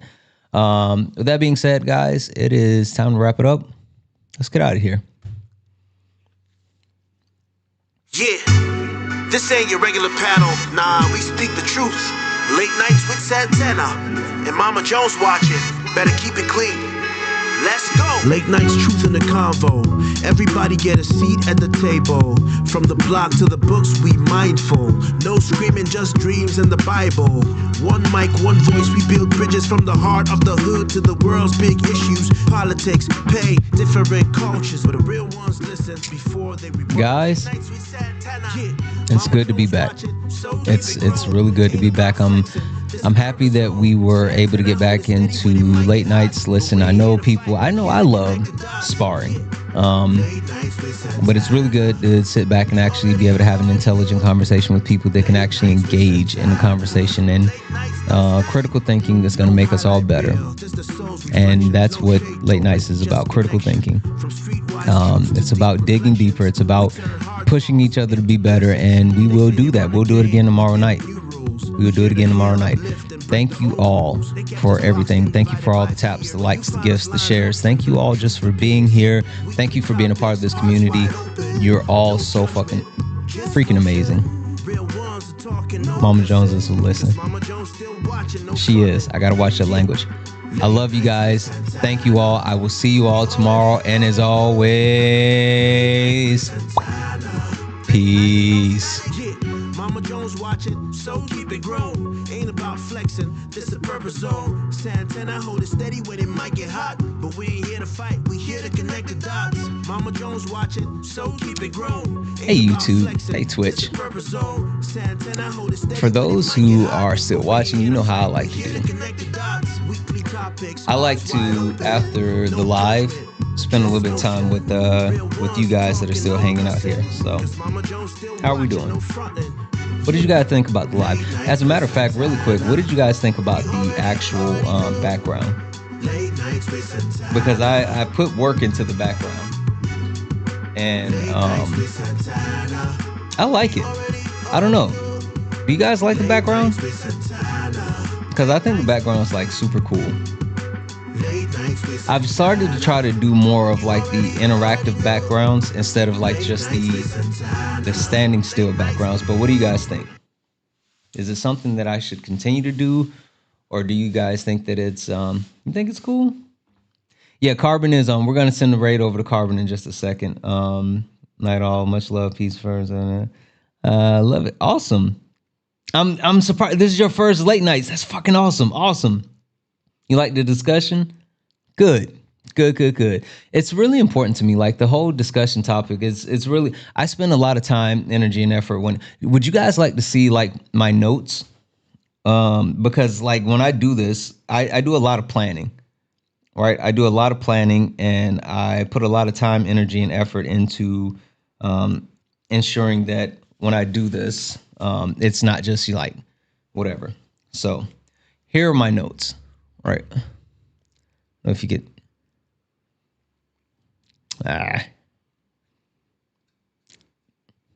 let's see. Can't see it. Dang it. Oh, there. Hold on. Okay, there. There's my notes. These are the notes for the topic. Like this is all the notes that I take and I put together when it comes to coming up with the late nights conversation. So it's not something that I just say, oh, I'm gonna sit around and talk. I put a lot of thought, energy, and effort into making sure that we have an actual good conversation. So I'm glad that you guys like it. Anyway, I'm gonna get out of here. I'm sending you guys on a raid to Carbon, and I'm gonna go get some sleep. Are you guys coming? I didn't mean to hit that. Are you guys coming back tomorrow? Can I count on all of you guys to be back tomorrow? I hope I can. Because you guys are the best part of my night. YouTube is awesome. YouTube is freaking awesome. You guys are awesome. All right. I love you guys.